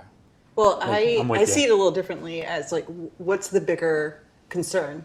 People not getting the information or misinformation? And I think that's what we're kind of weighing out. Is misinformation scarier and a bigger implication of things versus people not knowing? Because right now we have potentially a maximum of 500 people that might know about it, 17 people that click the QR. You know, where are we going to hedge our bets? Do Well- you feel that having a PASE dedicated page that, because it's realistically not going to be monitored, that doesn't have comments on but gets cross-shared by all of you, where you could all do what you want within your employment agreements, does that and maybe straddles the risk and benefit? Or do you feel, That's exactly what I was going to Patrick, say. Yeah, that if you that's- have a PASE page of comments off, it's just worthless? I don't think it's worthless, but I think to Tom's point about worrying about the management or the monitoring of said page, the average person that's going to engage on this isn't going to engage in a vacuum of a comment field on a page that no one else is attending. They're going to take it, copy it, paste it in one of the private groups they're already a part of, and say, look at this nonsense or look at this great idea. And they're going to start a warts and all conversation with it, and that's where all of us come in, or those of us that have social media come in, where we can then have that comment, to Dottie's point, that redirection, that factual-based redirection.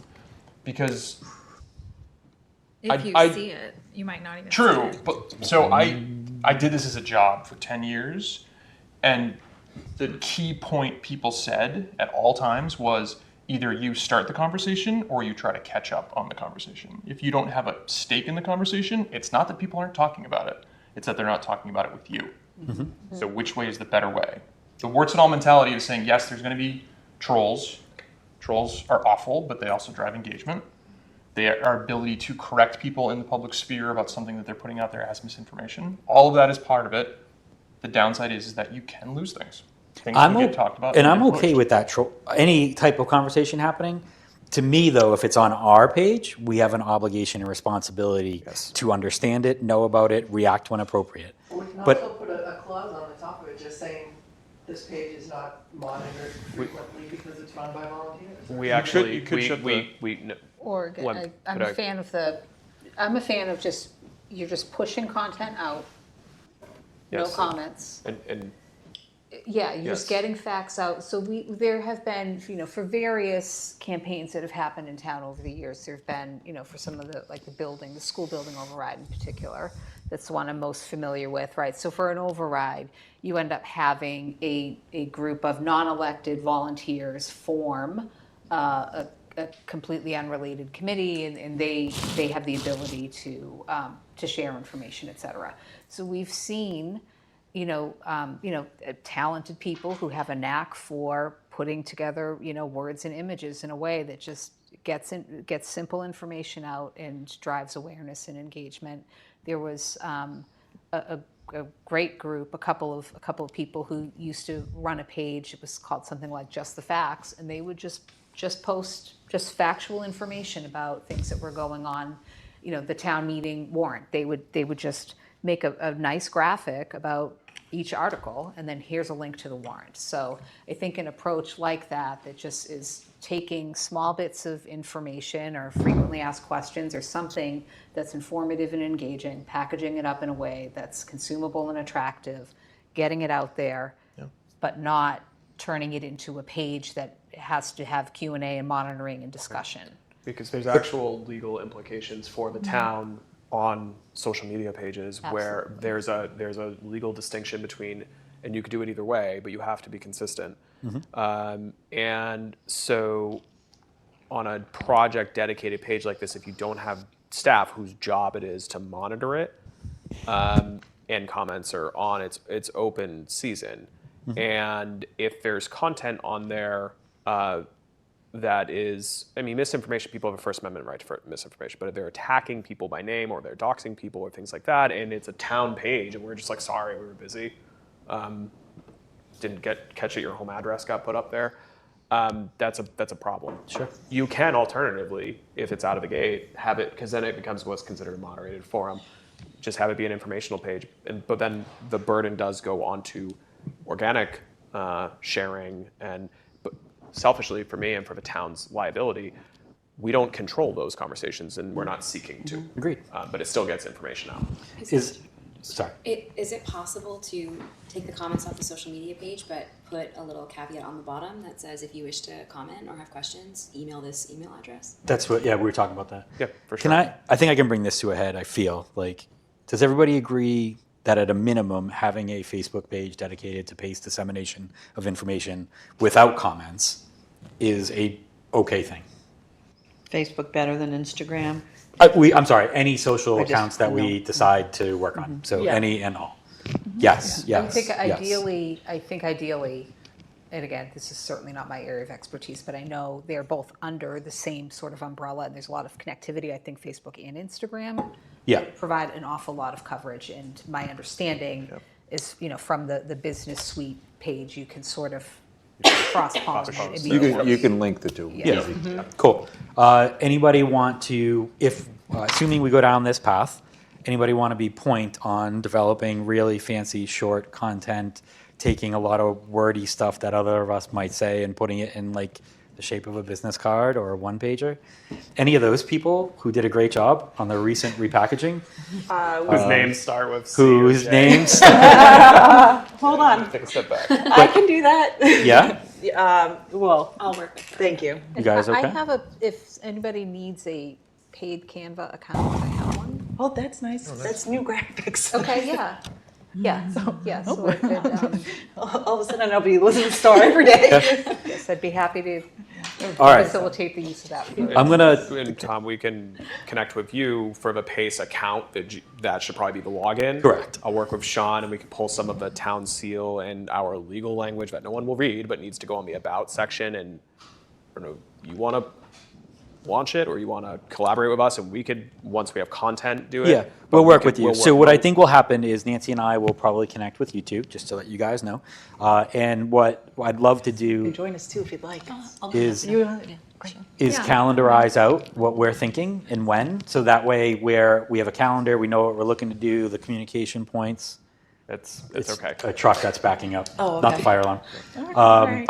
And then that way we know when, where, what, and how, and we can get ahead, have the content done, and that way we're making progress.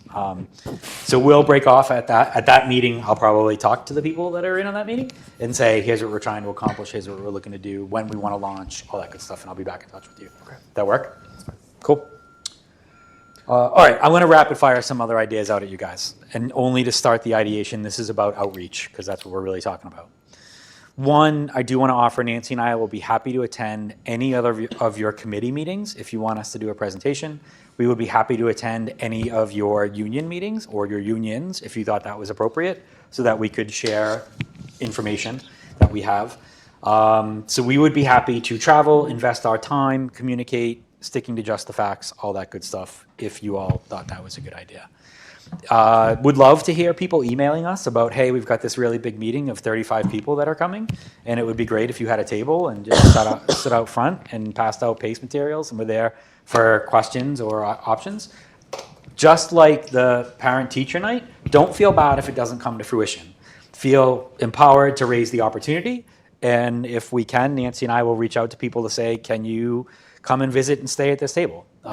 If you've got every firefighter coming together and you're like, hey, you want to come talk about PASE with these people? Feel free to reach out and say, yeah, you want to go visit the firehouses? Whatever. I don't know what it looks like, but I'm just letting you know we're willing to do some legwork. We're willing to communicate, and we're happy to share. I do want to say other things, though. So a good example was, and I know some of these are monetary, but leave the problem out. It is a problem, sorry. Leave the problem out of it for a second. But like, there's a billboard that's right by 123 that has things like, here's our Christmas, like our Festival of Trees. Thank you. Right? Like, so I can't imagine that's a $10,000 billboard. But like if we called and it was a few $100, then I'm just wondering if we want to put up a PASE billboard. Do we want to do a mailing? And this got me back to what you were thinking about, Jen, is that do we also need to have a funding component? Do we want to set up a nonprofit that supports PACE that we can get donations from and we can leverage to do things like a mailing? We can find that we can make sure we're trying to send them to people that participate in town government, all that good stuff. Do we want to do an email to the town crier population? Can we do that? Can we do a special edition PACE? So I'll just stop at yes. And we should do that before Definitely. Christmas and use it as a invite people to January 8th. Yeah. Right. You got it. You do a letter writing campaign at the same time too. For ECAT segment. So not only do I think we should do some informational segments, but there are people that host shows on there that are often looking for content, and I can't imagine a more riveting topic than PACE. So I might reach out to some of those shows and see if we can't get on there. And You might just catch talk to somebody folks. that's waiting to watch a select board meeting. Yeah. Sees half of a PACE meeting, like, oh, geez, good enough. It's more. I hear you. Or even do Easton News Yep. is a show, right? There's a news show on ECAT. I think there is, yes. There Priscilla could was be an harassing me interview. They're an going interview to. segment. Yeah, Priscilla would always look for new content. Trying to jump The other thing that came to mind, and a lot of people here are on them, but if there are boards that you're a part of, like I was thinking about the Easton YMCA board, for example, but it might be helpful, I'll reach out to them, so nobody has to do it, but to say, can we get 5 minutes to tell your board about this I'm pretty on it. important initiative? There you go. Nice. He says no. I'm supposed to be there right now. I think. The Lions Club is always. Oh yeah. Yeah, Lions, Lions that's Club. A good, that's a good. Yeah. I think concurrent with the town crier that is mostly similar to town meeting. Hey, we exist. This is a challenge we're working on. Come to this open house. We can also forward that to the chairs of every board and committee in Easton, right? Love it. Because I think that's a good proxy. Like if you are volunteering to be on a board or committee, you're probably a super engaged member of the community. Yep. And you have friends who are probably more engaged than your average bear, right? So. we Do you can want us to that. draft some materials for that, or do you want to take a stab at it? Sean? If you. Sean's on here, we can give Sean all the work. We'll connect. Let me know. Yeah, we can do it. I'm putting it on the library website too. Sure. Doing that, Perfect. probably just the Yeah, card and again, and the I mean, one I think pager. this will. We have so much content on the website. It's just copy and pasting pieces Yep. and trying to draw people in and get them to go to January 8th. Yep. The other thing is, so this is something on me, so I'll speak about me. I have not sent an email to my network yet. The reason is I didn't have materials. It's been a kind of a crazy week.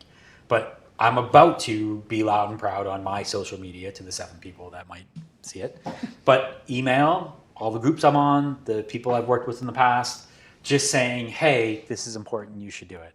And I would just ask each of you, like, we're gonna need you to do that if we're gonna be as successful as possible. And so along with the boards and all that, like you're gonna have to, I know what I tell my friends is, I'm gonna be like the best pain in your butt about this because I have to be, because there isn't a giant like motivation to kind of listen to these 5-hour meetings, but it's a really important topic that will impact people's lives in Easton for years to come. And that kind of catches people's attention.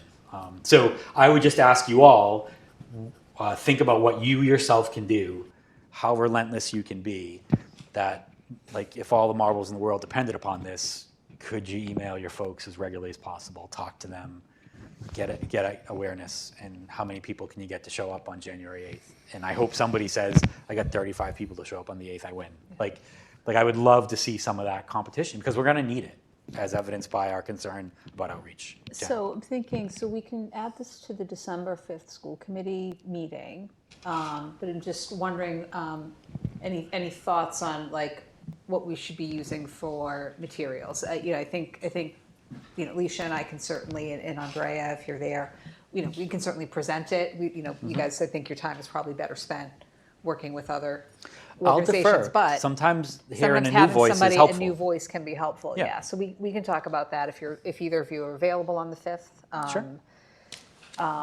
We can certainly add it as an agenda item and then think about what we would use for presentation materials. The other piece I wanted to bring up is that one of our school committee goals is to improve engagement and communication with our different parent councils, so PTAs, PACs, CPAC, LPAC. And so we are working on reaching out to those groups on just school committee information in general. But Sure. clearly this is something very important for all members of the school committee. So we intend to Yeah. share information there. I don't know if we'll be able to do anything in December, but maybe we can at least make sure that we're getting, flyers or materials out to those groups and ask them to mention it at their next meetings, even if we can't attend. The other thing I'm thinking of when you brought up diversity, I know we have a DEIA meeting that's special. We have a special presentation for that, but maybe this is something that we can. It's next Monday, right? Just if that's not a set in stone agenda where we could get 2 to 3 minutes to talk about this. Yeah, I have DEA, superintendent advisory, Yeah. staff and faculty, Yep. newsletters, school committee. There's lots of places we can push it out. Yeah. If there are PAC meetings, let us know. I mean, if there's going to be 50 parents there, we're happy to go, or whatever it is.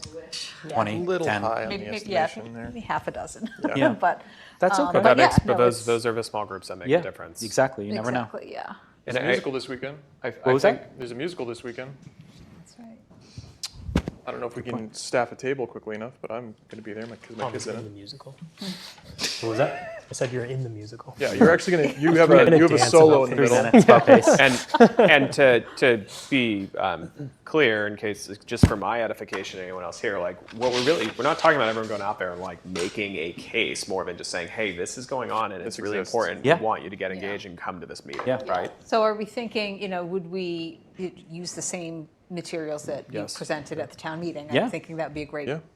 those work Absolutely. really well, and so I think Yeah. we could, just It's a figure great out. 3-minute slide deck to talk. Jim? Are there private clubs in Easton, like the Garden Club or the Chamber of Commerce that meet? Oh, yeah. That may or may not already be aware of this in some capacity? Like, Chamber of Commerce is a great idea. Yeah.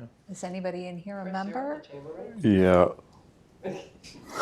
So the chambers occasionally invite Dottie and I or others to come give an update on the state of the town. We're in a transition, Okay, but I mean we're squared away still. But it's sure. So when that's done, we can get brought in and we're happy to we have a do that. meeting next week, so I'll address it. And we'll COA.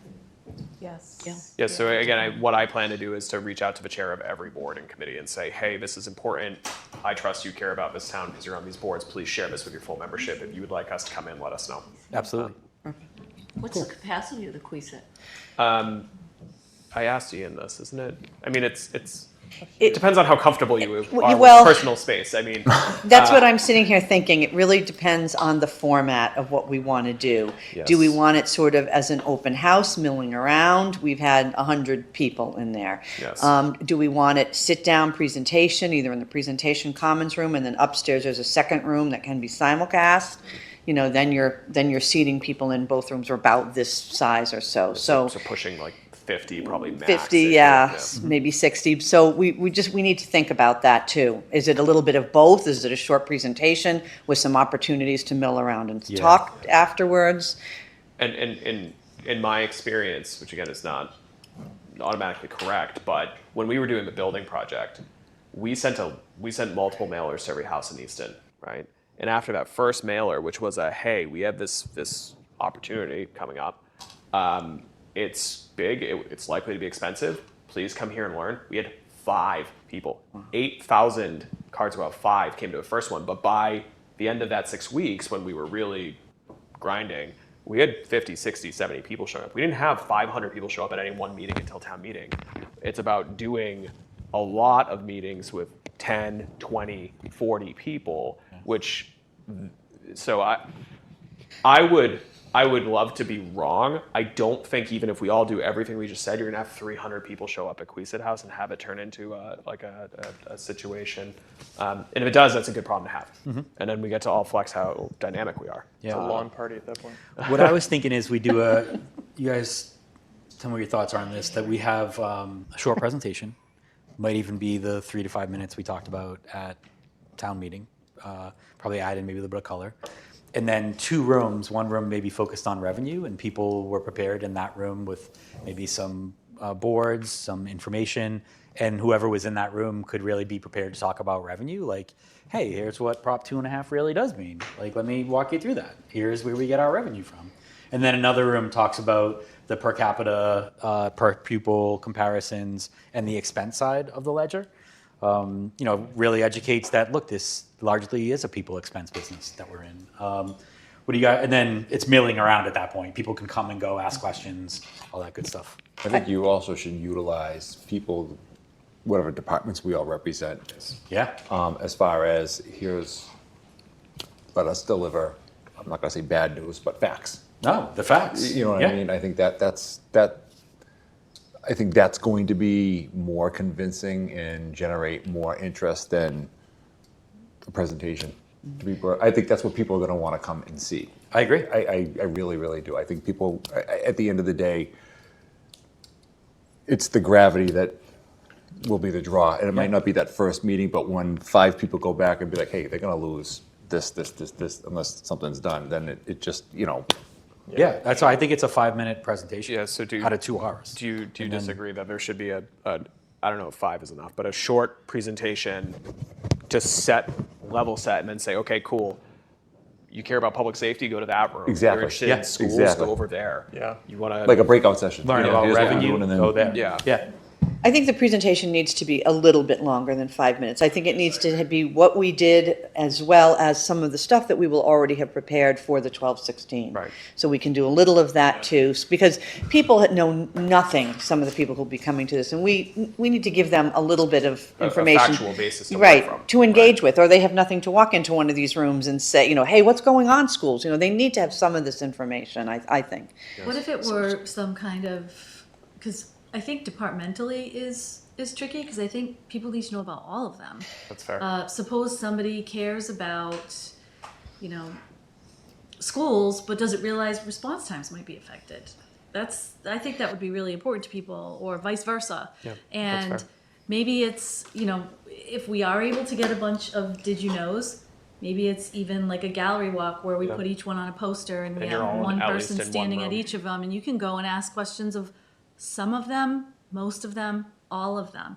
But you can leave, and that way you can absorb a lot more people too, because everybody's not at one place on one topic at the same time. Oh, that one's full, I'll come back to it, and just kind of keep people moving maybe. You're thinking like a room that has Even both a rooms, lot like- like the staff from these groups, maybe some of the department heads, and boards, and so they might go there because they care about schools, but they're going to overhear the conversations with police and fire, and maybe go there and understand that. Yeah, if you want to know what's going on with police, you know that room. If you want to know what's going on. Well, no, I think what Dr. Paul's saying is in like one big room and having like a Or poster even the board two over here. rooms, that like says, Nancy talk- said, they could just go upstairs and down and see, of course, I'm in a school mindset, I'm thinking a science fair.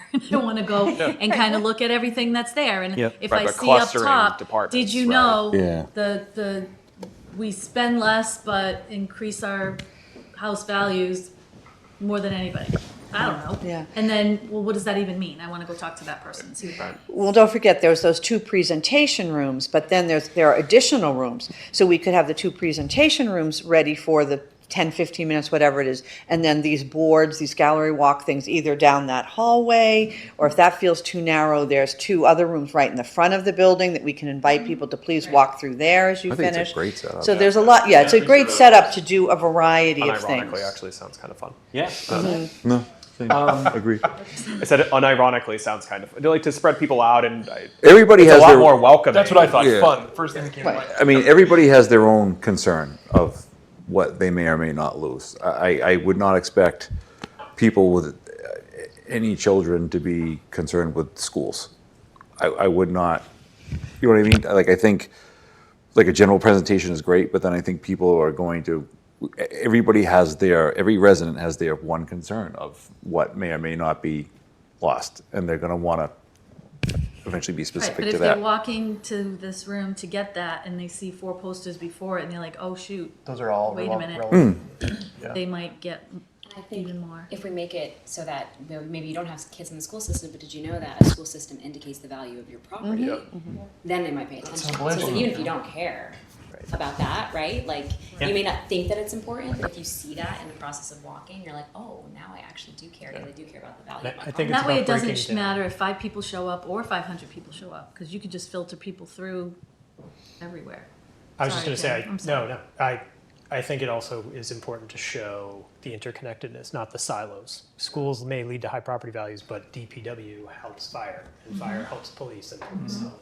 Schools. Yeah. Yeah, and Your house is worth a lot of money, but the road to get there is an absolute bombed out wasteland, and that's going to be a bit of a. That's a good technical term. yeah, but Use that for. Yeah, go ahead. No, but I appreciate Tom Jim's Broussard feedback on said that that, because though. I feel like there's also an important subtextual piece there too, which is communicating that, one of Tom, correct me if I'm wrong, but when people start engaging with this, the first question is, how is that possible? Because I pay a reasonably high tax bill. So you talk about revenues, talk about state underfunding of our revenues. Like, okay, fine, I can conceptualize that. But are those? I mean, it's government. There's no way they're efficient. That's like impossible, right? And so, just right. Yeah, I mean, this that's is how the- these that's the conversations go. commonality. And one of the things that can communicate without us having to get into these like 17-hour presentations, that one of the best ways to be efficient is having cross-functional teams. Right, and people can, if they see that these are groups of people who know each other, work together, and support each other's services because they don't have the revenue to do every single thing in house. I think there's an important subtextual piece there as well. Yeah, I also think it might even, you may not even need a presentation for that reason.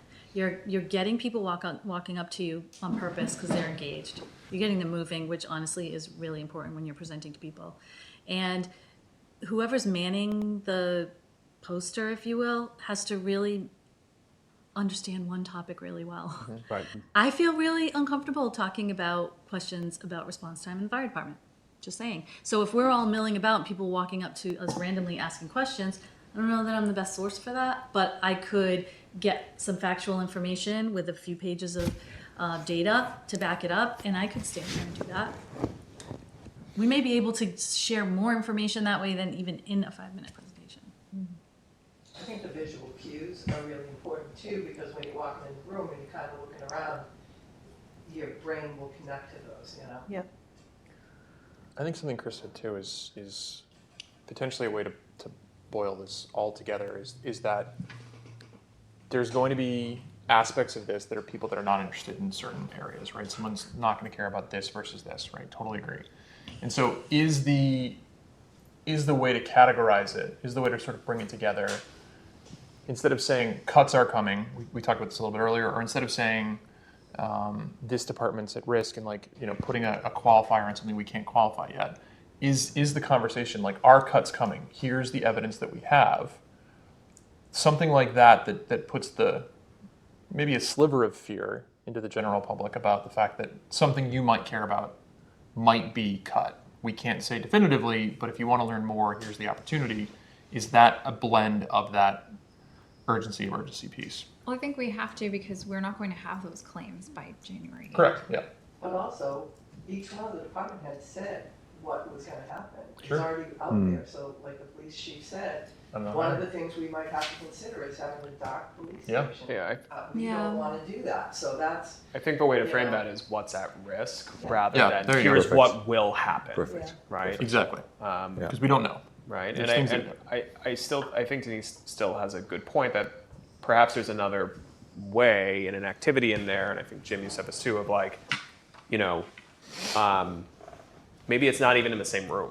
It's like on the way out. Like there's, we have planning staff here, right? Like, take a post-it and put it on the what are you most concerned about, or what do you most want to learn more about now that you did this experience, right? So I think you can talk about it without being specific and without, fear-mongering. You have folks who can speak with authenticity and authority to those departments and talk about what is at risk without saying this is what will happen, right? I don't know. I know that's probably short of what you were thinking. No, that's pretty much it. No, That's exactly it. I'm on. I like that. I think the risk of this will get cut is if money somehow were found. Well, to be clear, I literally will not know No, but- the state's budget proposal for revenue at that point. But So, I'm saying so I'm if- agreeing with you. you say we're going to lose X teachers, firefighters, whatever, and override fails and somewhere the state, someone comes with money and saves the day type thing, people are just going to think the town was crying wolf the whole time. I agree with you. Yes, no, I'm agreeing with you, and it doesn't even have to be that specific. That specific. Just the organic iteration of how the budgets work is we don't have the first iteration of the state budget until the end of January. So we can forecast, and we will, and we usually forecast to be worst case scenario. But it is usually not enough. But sometimes the state, instead of at 1%, is 2 or 3, and that swings a few $100,000. And when you're starting to get down to the scalpel level specificity in a $110 million organization of saying this number of jobs. All it takes is one budget person in Boston to move a decimal, and then all of a sudden, to your point, that forecast of yours is not necessarily accurate anymore, and that's a credibility issue. I also, I'll speak just for a town, although I'm sure it's the same for schools. I would be extremely reluctant that early to put that kind of specificity out there because our workforce lives here and they pay attention to this stuff, right? And even just the administrative steps that are being taken more quietly than in an open house are already immediately known, as you have alluded to, yes? Yes. Right. So we have a responsibility to balance that. So I'm agreeing with you very much. I think we just use, is it sustainable? I mean, that's just almost a mathematical equation. Yeah. I mean, can we sustain it? We don't even have to talk about That's a fair point. things that are cut. We don't have to talk about things that we're going to miss. We don't have to talk about anything. Is it sustainable? So Ben, can I put us a question back? Does anyone here feel that you don't know the answer to that question at this point? No, I think I've got that pretty well in hand. How do you communicate that? There's factual information, I think, that we could share, even what we know at that point. And people can connect the dots on their own or deny it and say, no, that's not true. So if you say, for example, we're forecasting at this point a level service budget without cutting services at this. The last 15-year increases have been this. Right now, the state is at this percent. If that changes, then they know what information we had to share at that time, and they know what may have changed. If you say, I'm throwing out numbers that are fake.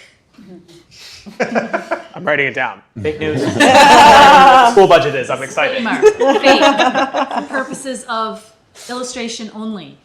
If you say, Connor, the town with the increases to goods and services, utilities, labor, blah, blah, blah, we estimate a 10% increase next year. Mm-hmm.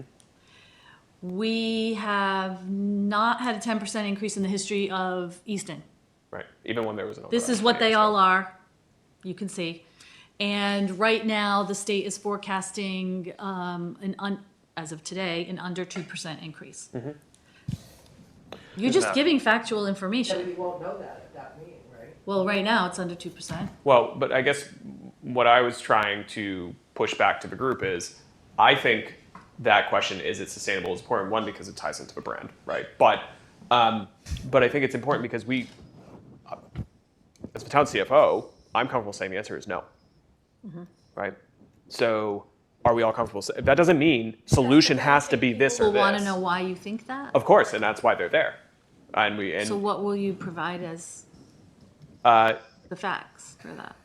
I guess what I think, what was the question? I'm sorry. What? So I don't think, maybe I'm being modest, but I don't think if you and I stand there and say, we know there's a problem. Right. Trust me, that would be satisfactory. Oh, no, I know. Well, they'll come in, they're going to get the level set from the committee for 5 or 10 minutes. Part of, I think, the deliverable in December is concluding that kind of core question of just sustaining the level of service we have today. If nothing changes, can that be sustained? And I think the answer is no. Correct. I'll just speak for myself. But the open house is saying, here's why we think that's the case. And here are the people who deliver these services who you can have more kind of personal conversation with about, like, what does that actually mean? What's at risk? That's how I'm thinking about it. I don't know if I'm off base. No, I don't think you folks are saying different things. Yeah. No, we're And- also it's the same. Oh, Like we're going to essentially it's- have data and information that supports the discussion point that we have. You're just saying you were preparing to articulate it and voice it. And I think we all are. I know I will be. I am already. Because some of those things are known. We know what the average new growth has been. Yeah. We know what Prop 2.5 means. We know what grant levels have been. So I'm with you. I would share those in that meeting, Yeah. factually, knowing some of them could change, speaking on what you know now. So Jen? if I can jump in, and this may be, it may be early in the process, but it seems to be circling around a graphic that I saw when I was at that, the joint conference, which I'll share, I'll forward to you guys and you can share it out. But a town that was going through this put together a matrix where they projected out for 5 years what they called it ideal funding, which was an annual budget increase of, they used 6%. And then level service was like 4 to 4.5%, and then reductions to meet available funding, which was less than 4% annual increase. This was back in 2015 for this particular community, and they put through kind of projecting each year some of what this looks like. It gave some tangible, like you could anticipate this in this sort of like the less than, the reductions to meet available funding, that class sizes could increase to over 27 in grades 5 to 12 the first year.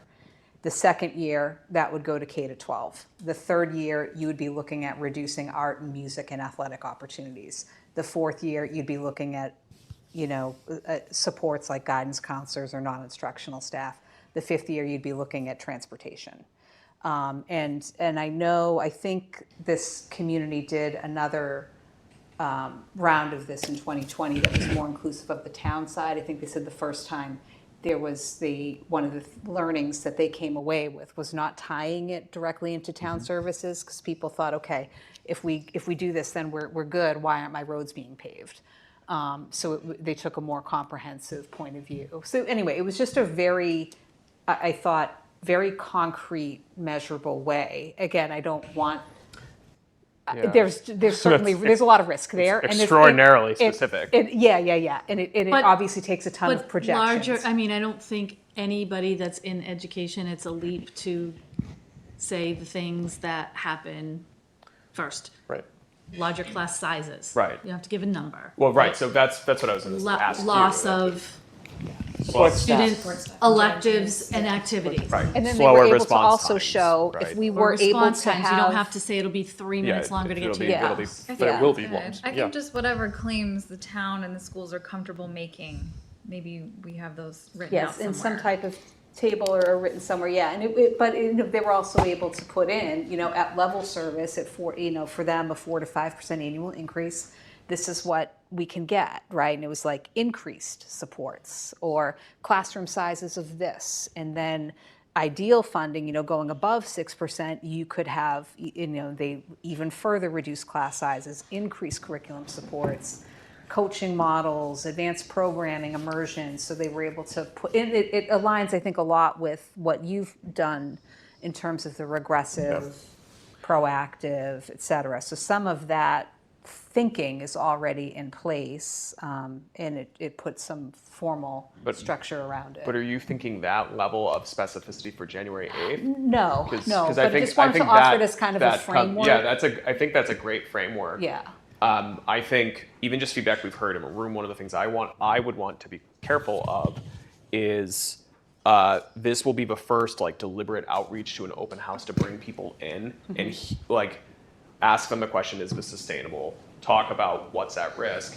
And I would worry that we're there saying, here's a menu of massive revenue increases that could do these things. That seems like we're jumping. But I think that's a helpful framework. I just, on the town side, I think what Alicia said makes a lot of sense of when you're talking about what's at risk, you don't say this exact pupil to teacher ratio, but just generally, larger classroom sizes, lower student supports, slower response times, things like that. What about some positivity? This is what's potentially possible. I mean, we could be thinking outside of the box of, what might we like to do? You know, what might be a possibility if we were to do, you know. So I think, I'll respond to that and I'll stop, but I think that's very important. I just don't know if January 8th is the, Right. I mean, is the appropriate time, right? Because then we're still all just trying to socialize that we Well, if you have have a problem poster, or challenge. and I like Dr. Cabral's idea of, you know, that science fair where you can kind of go from poster to poster, and those posters can be used elsewhere. Sure. I mean, you could put a poster together saying, listen, you know, like, this isn't Star Wars, this is, you know, stuff that we have the potential to do. Sure. If, you know, if you... It could be, like, to your point, or what we were talking about, some sort of interactive exercise where it's, what do you care about, value the Right, most? what do you With value? a postcard. I love the posted idea. Have a post-it of, like, give an idea of what you'd like to see in town, which I'm sure the select board and you probably see that data or get that feedback, but, like, have people write a note of, like, do you want more services, or do you want I think more Marissa's things had that her the hand town up for can do? Dovetails into a question. Okay, no, you go ahead, Marissa. Well, I was Sorry. just going to say to Denise's point, if we want to highlight the positives, why don't we list, and I feel like this is done in already all the presentations that have been brought to the committee, of all the things that we're currently doing. And then you pose the question, is that sustainable? Because then you already plant the seed in people's minds that this is what we currently are offering you. And if there's a potential cut, this is what stands to be lost. And they can make the decision as they're seeing, like, oh, we do all of these things. I think that's a great piece That's of kind of feedback the way you because could that's one of those things, you know, like when we do Citizens Academy, the most common piece of feedback we get is, I had no idea that all of these functions are the responsibility of the town and school government. Yeah. That's how I felt at the last meeting. Right. It felt like Easton orientation. Yeah, me as well. I think that's good too, because if you put speculative, like, do you want this, or this, everyone will have a different opinion, and it'll be like, well, I don't care if we have multiple languages, I didn't have that when I was a kid. I don't care if we have, you know, asphalt on the playground, because I played on asphalt, we heard that at times. We heard that multiple times. Yes. I'm fine. I fell on asphalt every day. But I think that Everyone's gonna have their own thing that they think is good, and, you know, we might not, we're trying to keep the wheels on the bus, you know, I don't know how much, you know, big grand things we need to be able to do. I think that goes back to the point I was making, which is I don't think we have an information problem. I don't think we have a difficulty expressing the things that we think or need, or the findings of the evidence we have. I think we have a marketing problem. I think that's what it comes down to. And if you say, I don't disagree with your point of, are we sustainable? I think that's something that people will definitely take up. I think if you say it a little more draconian, you might get more attention. And right now we're at a stage where more attention is good. I don't think we have to go through the entire process of being like, these are literally the people who will be unemployed on March 1st if, right? That's, the specificity is an agent of chaos for us in this. But having some way to say, Dottie's point, you might not care about the playground, you might not care about a specific job position, but what if something you like got cut? You know, mysterious, spooky music, and they show up. That's the draw. Well, I think it's like looking at what's the goal of this meeting. Yeah. The goal of the meeting, in my understanding of it, is to get people on board with that there is a problem, because that's the consensus we came up with. We're not, if I'm correct, like at the solution, right? Correct. So we're just trying to make sure everybody like sees the same problem that we do. So like highlighting like how we are doing more with less, I think is essential, and kind of going off the science fair and kind of teacher kind of mentality, like that exit ticket, you know? I know. But with the exit ticket kind of being the questions that really started our committee, right? Like, and what kind of town do we want to be? You know, what's important to you, and having those boards or the Post-its and putting that on, like, what, do we still want to be that farmer town? Do we want to grow corporate? Like, you know, how do you see solving this problem? Do you agree that we have a problem? You know, and having that be like the exit ticket as we leave, instead of, I don't know. We could do that electronically too, just to throw that in there. A little survey, yeah. Like we could have a screen set up and do it like a doodle poll or something, just so that we don't like have 1,000 million Post-it. I do So love Post-its. I agree with that, and what I'm No, hearing, I because Tom, I'm going to try and be helpful here to your note taking, and people start yelling at me when I'm wrong. Is I think whether it's through presentation or science fair or Post-its or much more high-tech way to do it than Post-its, the goal is kind of here is what we have and what we do in town, right? The orientation piece. Here's the challenge / problem we are facing. Can we sustain what we have? What's at risk and what do we value? Is that really? Yeah. And I would just add, I think that we also have an opportunity here. I don't want to call it like a listening session, that it's a whole thing, but we have an opportunity to hear what people are thinking, whether you want to call that values, but what, is there anything we have not thought of? I can't believe that's the case, but we need to be open to that. We need to be open to hear what their concerns are so that they don't occur on town meeting in May for the first time. Stations, right? Like Yeah, I would. In would any manner, the right. stations kind of organically fill that, do you think? Or? Yes, but we need to keep track of that then. That's what I'm saying. We Yeah. really need to understand what is in folks' heads. So if we haven't answered it yet, we do that well before May. We need to, this is a question that I get asked, and I embarrassed to say I don't know the correct answer for it, but it's going to get asked on January 8th, because it's asked all the time now. People ask, why can't we do a menu style override? I don't have an answer for that. That means I don't earmark know. the funds to a certain thing? Is that Correct, what that and I don't know means? what the appropriate response is to that. So again, not to be so awful about like trying to pull the cart back. No, yeah. Because we're not there yet. The technical answer to that, my understanding is you can. But that's like a tactical decision about approach when you've already made like a big picture strategic decision that you're going after revenue. And so We're not there yet. And yeah, but I'll get the DOR actually has like relatively plain English primers on the shapes and manners of overrides that I can share with the group. I haven't wanted to put that as a resource on PASE because I don't want to look presumptuous of like, but I will share that. That's what we're coming to, and when people engage with me about it, that's what comes up. I mean, it's fine. the elephant in the No, room. it's a good question, and I will get an answer for the group and send a DOR primer out so people can look at that and understand it. Thanks. Is there an underride? There sure is. There is. There is. There is. Putting that evil out there just so we have it on record. Yeah, I mean, that's not something that obviously we would theoretically a town government would not suggest that, but that is something. They're extraordinarily rare. Yeah. Because an underride is to actually deliberately reduce your levy. You can, through town meeting, pass a budget that doesn't increase your levy, the statutory allowance of 2.5% plus new growth. But in Easton, what that would look like is even if you just did call it taking a zero, and just leveling your tax levy for the next year as a policy choice without an underride, you'd be cutting $3 million out of expense budgets, which would be pretty brutal. But it's legal. Homework. I wrote down a couple things, everybody, for homework. So one that we already talked about is 5 things for 12-16. We talked about did you know, right, as a great idea.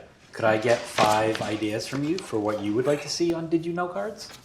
And that way we can work on those and have preparation for those. On 12-16, if you feel particularly comfortable with a topic, Chris, example, fire and public safety. If you all could share for me what topic you're comfortable with, that might help us understand who might staff which particular station.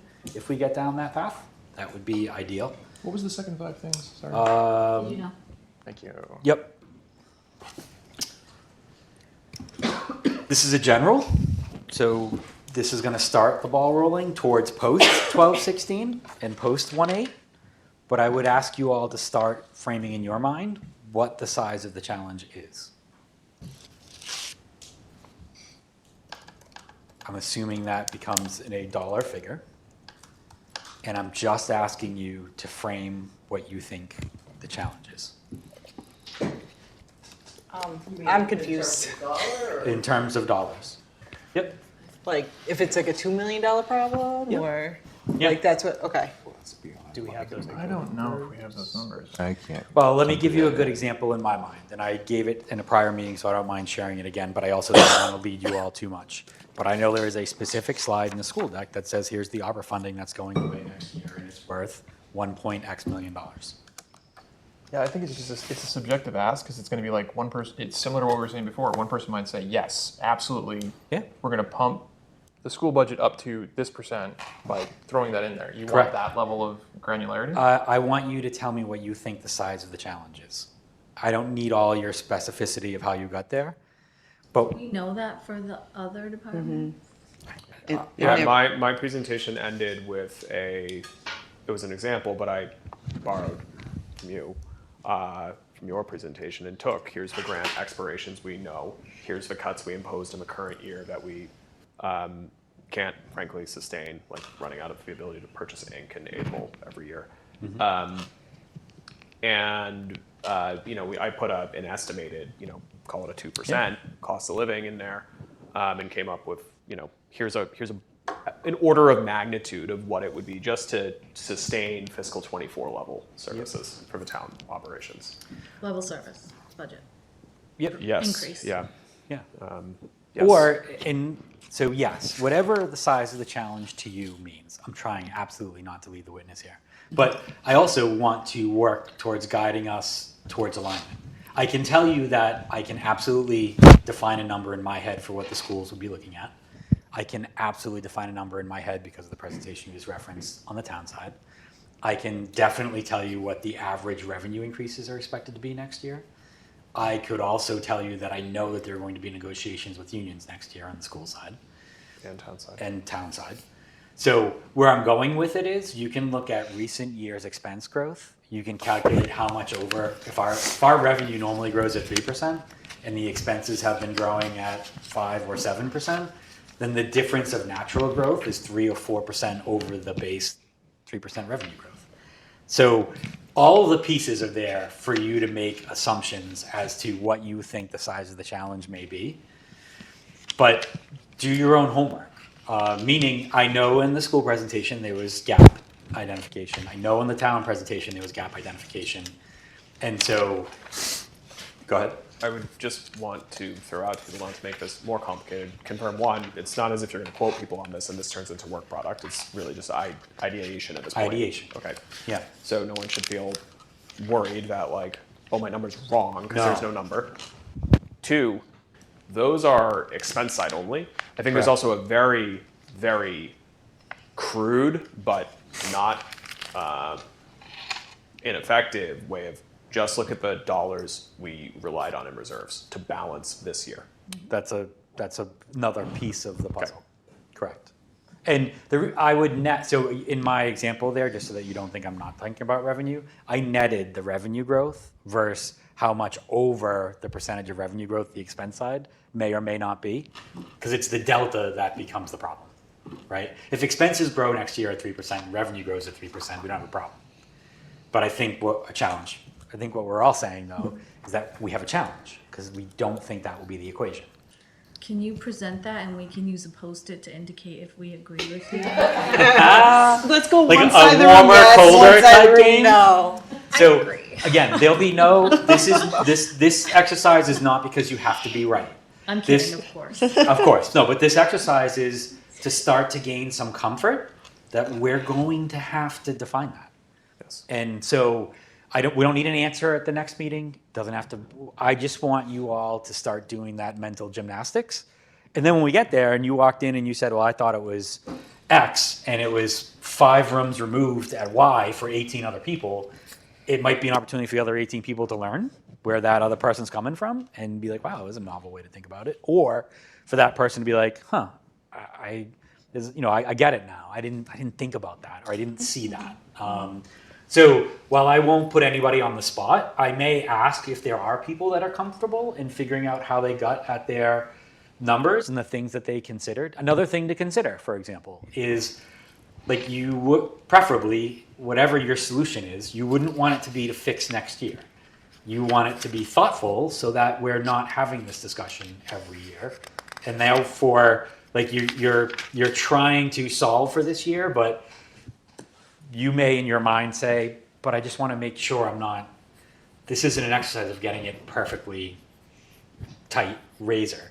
You might say, look, I feel like we're going to face these challenges. I'm making this up, but Connor may know he has 3 unions next year and 5 unions the year after.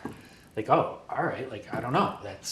I might want to think about that, because that means I might have some very tough negotiations because of these factors. And I don't know if there's, but you guys know what I'm saying. 7 and yes. Right. So like there are, and having that come up of, hey, I see everybody's A, but I had A plus B because I know in year 2 and 3, I've got 20 union contracts between those 2 years and only 5 next year.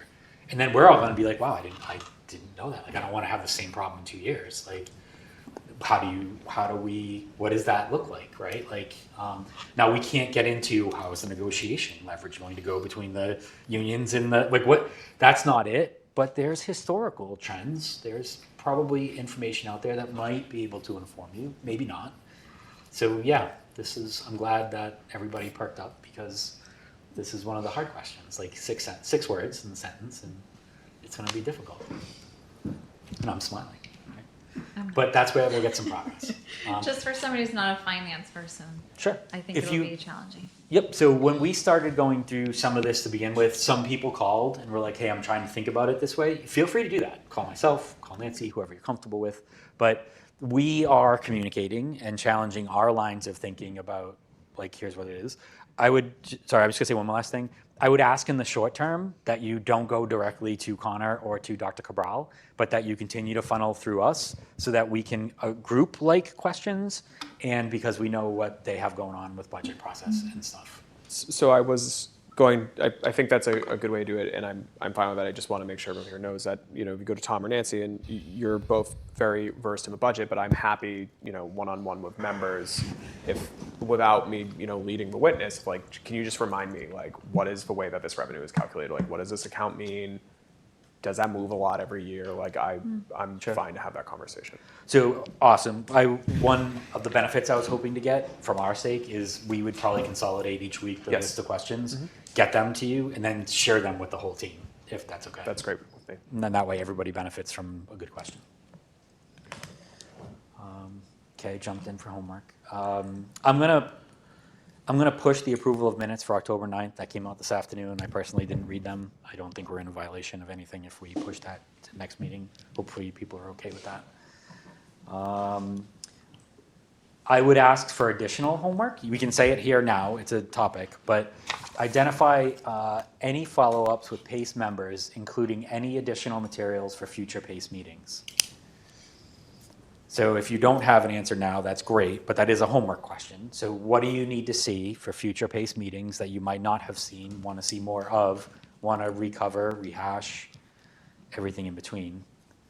And that begs the question, when is our next meeting? And I would recommend December 11th, which is a Wednesday. That way you could review the work product that Nancy and I will be putting forth. Nancy, if it's okay, I'd also like us to put forth an initial, I was gonna call it a meeting plan, but like a January 8th plan of like, here's all the main pieces of it. Here's all the did you knows. Here's all the sections we need staffed. Here's who we have staffing it. Here's how the layout will go. 12/11? Tom, can you clarify for me? Sure. The deliverable in December. What is the goal, and what happens with your deliverable from that day forward?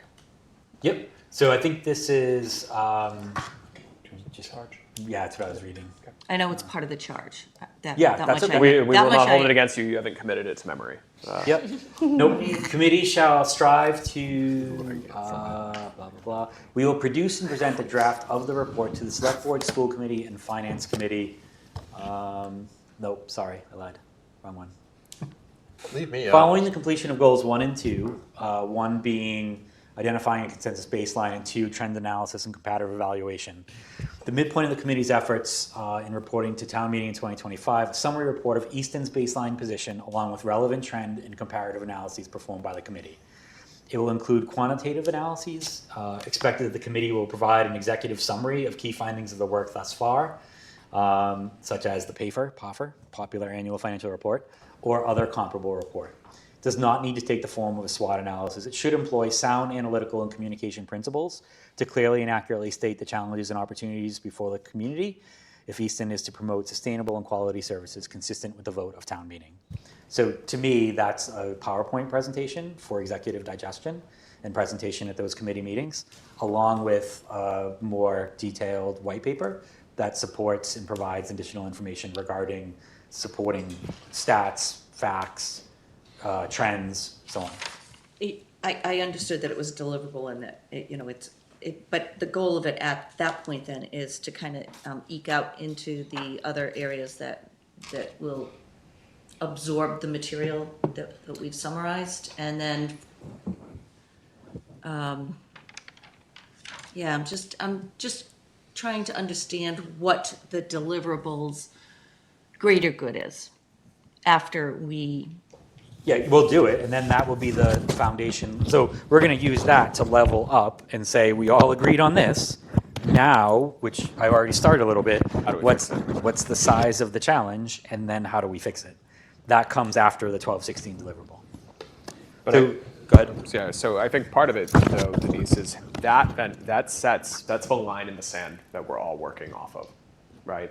And it doesn't like kind of close debate, but it kind of should, at least with us, right? That doesn't mean we can't hear from people, can't have those facts and assumptions challenged, but it sets a real halfway point that we have now spent months and dozens of hours meeting, poring over these reports. This is what we kind of collectively agree the baseline reality we're working with is.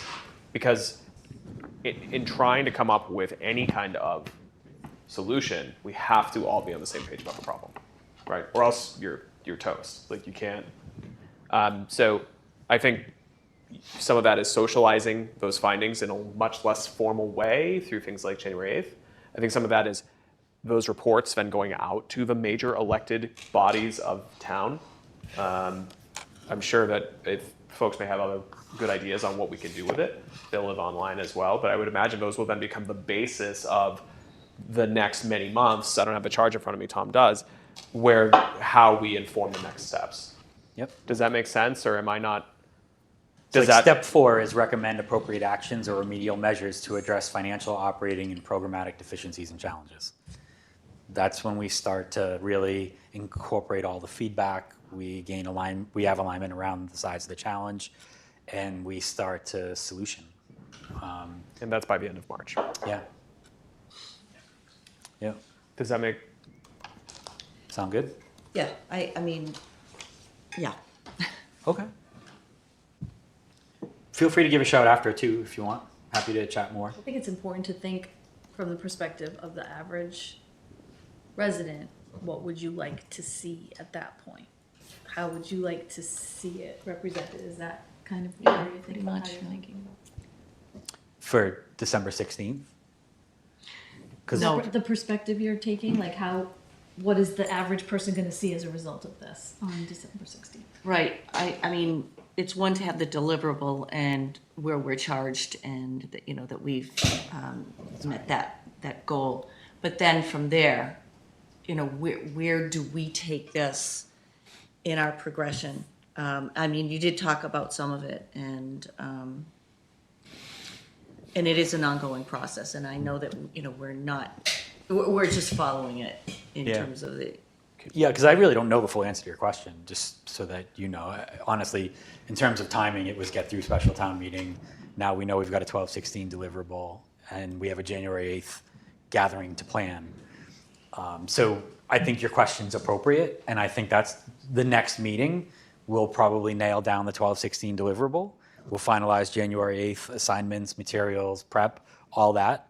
And whenever we meet after that, we'll very quickly be pivoting into exactly what you're asking. Like, what's the ultimate output of all this? What's our recommendation? How are we going to articulate that?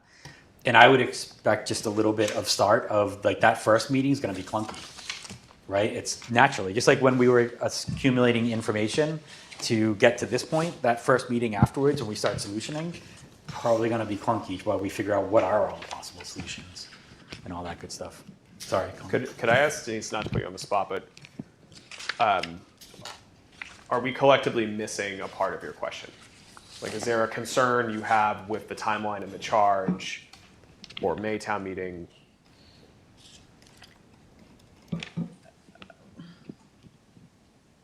And not to up the pressure while you are thoughtfully considering, but we have very, very little time to kind of course correct for any concerns of anyone on the committee. No, I'm still formulating more thoughts on that. I just didn't want I'm still formulating thought. I'll get back on that. But thank you for, allowing me the opportunity to rethink.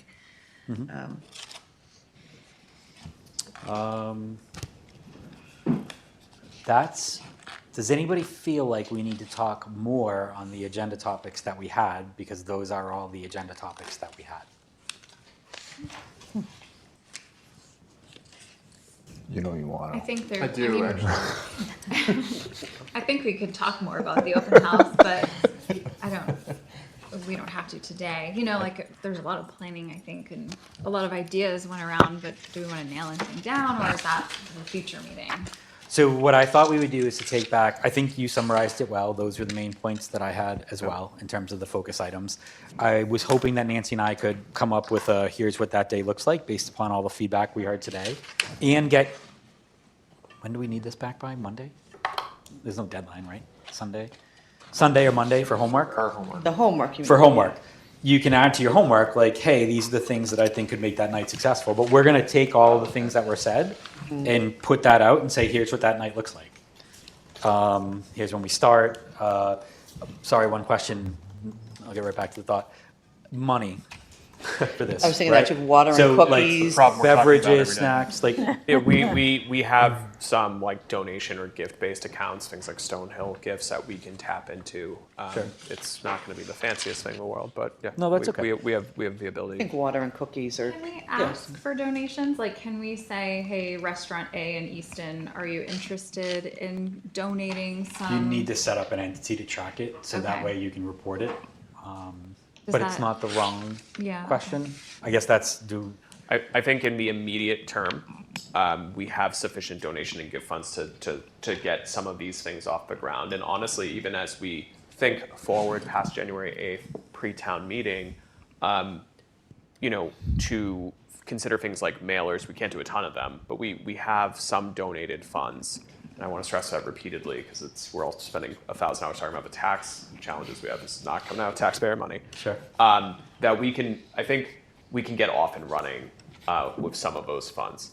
Okay. Because we did that with building project. You can't ask people to come spend the dinner evening hours with you, except all of you folks, and then just not give them any food or drink. Yeah, I think the time is 6 to 8, right? Yes. So we have to have something. Yeah. So Tom, I will. Because we have budget Potluck. issues. We do potlucks here. They're fun. We do. Potlucks. We'd have to get a permit from the board of. Yeah, that's the only issue with that. Does December 11th at 5:30 work for folks? Sure. No, Nada. Wait, is that a Thursday? no, I chamber, but. It's a Wednesday. I mean, I assume. Well, don't let me assume. If that's actually farther away. We've been meeting every 2 weeks That's a for a Thursday. good clip. That's a few weeks out. I mean, is it fair, Tom and Nancy, that for the members who are not here tonight or can't be there, that if you have draft materials, they'll be sent to people maybe a day or two before the meeting, and people can send an email back to the chair and vice chair with any feedback or concerns. Yeah. Even if you can't make the meeting. Don't reply all and violate open meeting law, all that jazz. But No, yeah. I think you guys know that's why I BCC everybody, right? Just in case somebody starts a reply and Yeah. all of a sudden it turns into a violation of open meeting law. Okay. So I had the 4th with a question mark. Did we talk about that, or did I just Yeah. Is the go 4th two an weeks? option? No. I don't. Well, maybe it is for folks. I think the concern is that Thanksgiving's next week, So that's Yeah. functionally like 5 business days from now. That doesn't mean that's better for folks. I can't come on the 4th, not that you have to hold things up for me, but. I'll be honest, I think I'm gonna need the time till the 11th. That's fine. Yeah, I'm just well- checking. We don't have a meeting on the 4th. We can't I tell don't them. have it on my Step in calendar. as the IT person. Got it. You're the big toe. The goal would be to get the materials out the week before, so that you have days to review it, give feedback, and we can incorporate that, so that 12/11 becomes really not an ideation session, but we're buttoning up details, we're getting prepared, we're thinking about the materials we'll need to have for whatever station we're manning on the 8th, so on and so forth. And is the Thursday, the 5th, school committee, is that a definite? I put that on my calendar. Is that, okay. Yeah, I think, so I know we've got strategic plan that we're presenting that night, and then, I'm sorry, I missed the question. It's okay. if we're gonna have PACE present at the 12/5 school Uh, committee meeting. I think I'm presenting then too for the ask. Not too much. Not too much. Is one of our homework other suggestions on places that PACE could present to? Yes.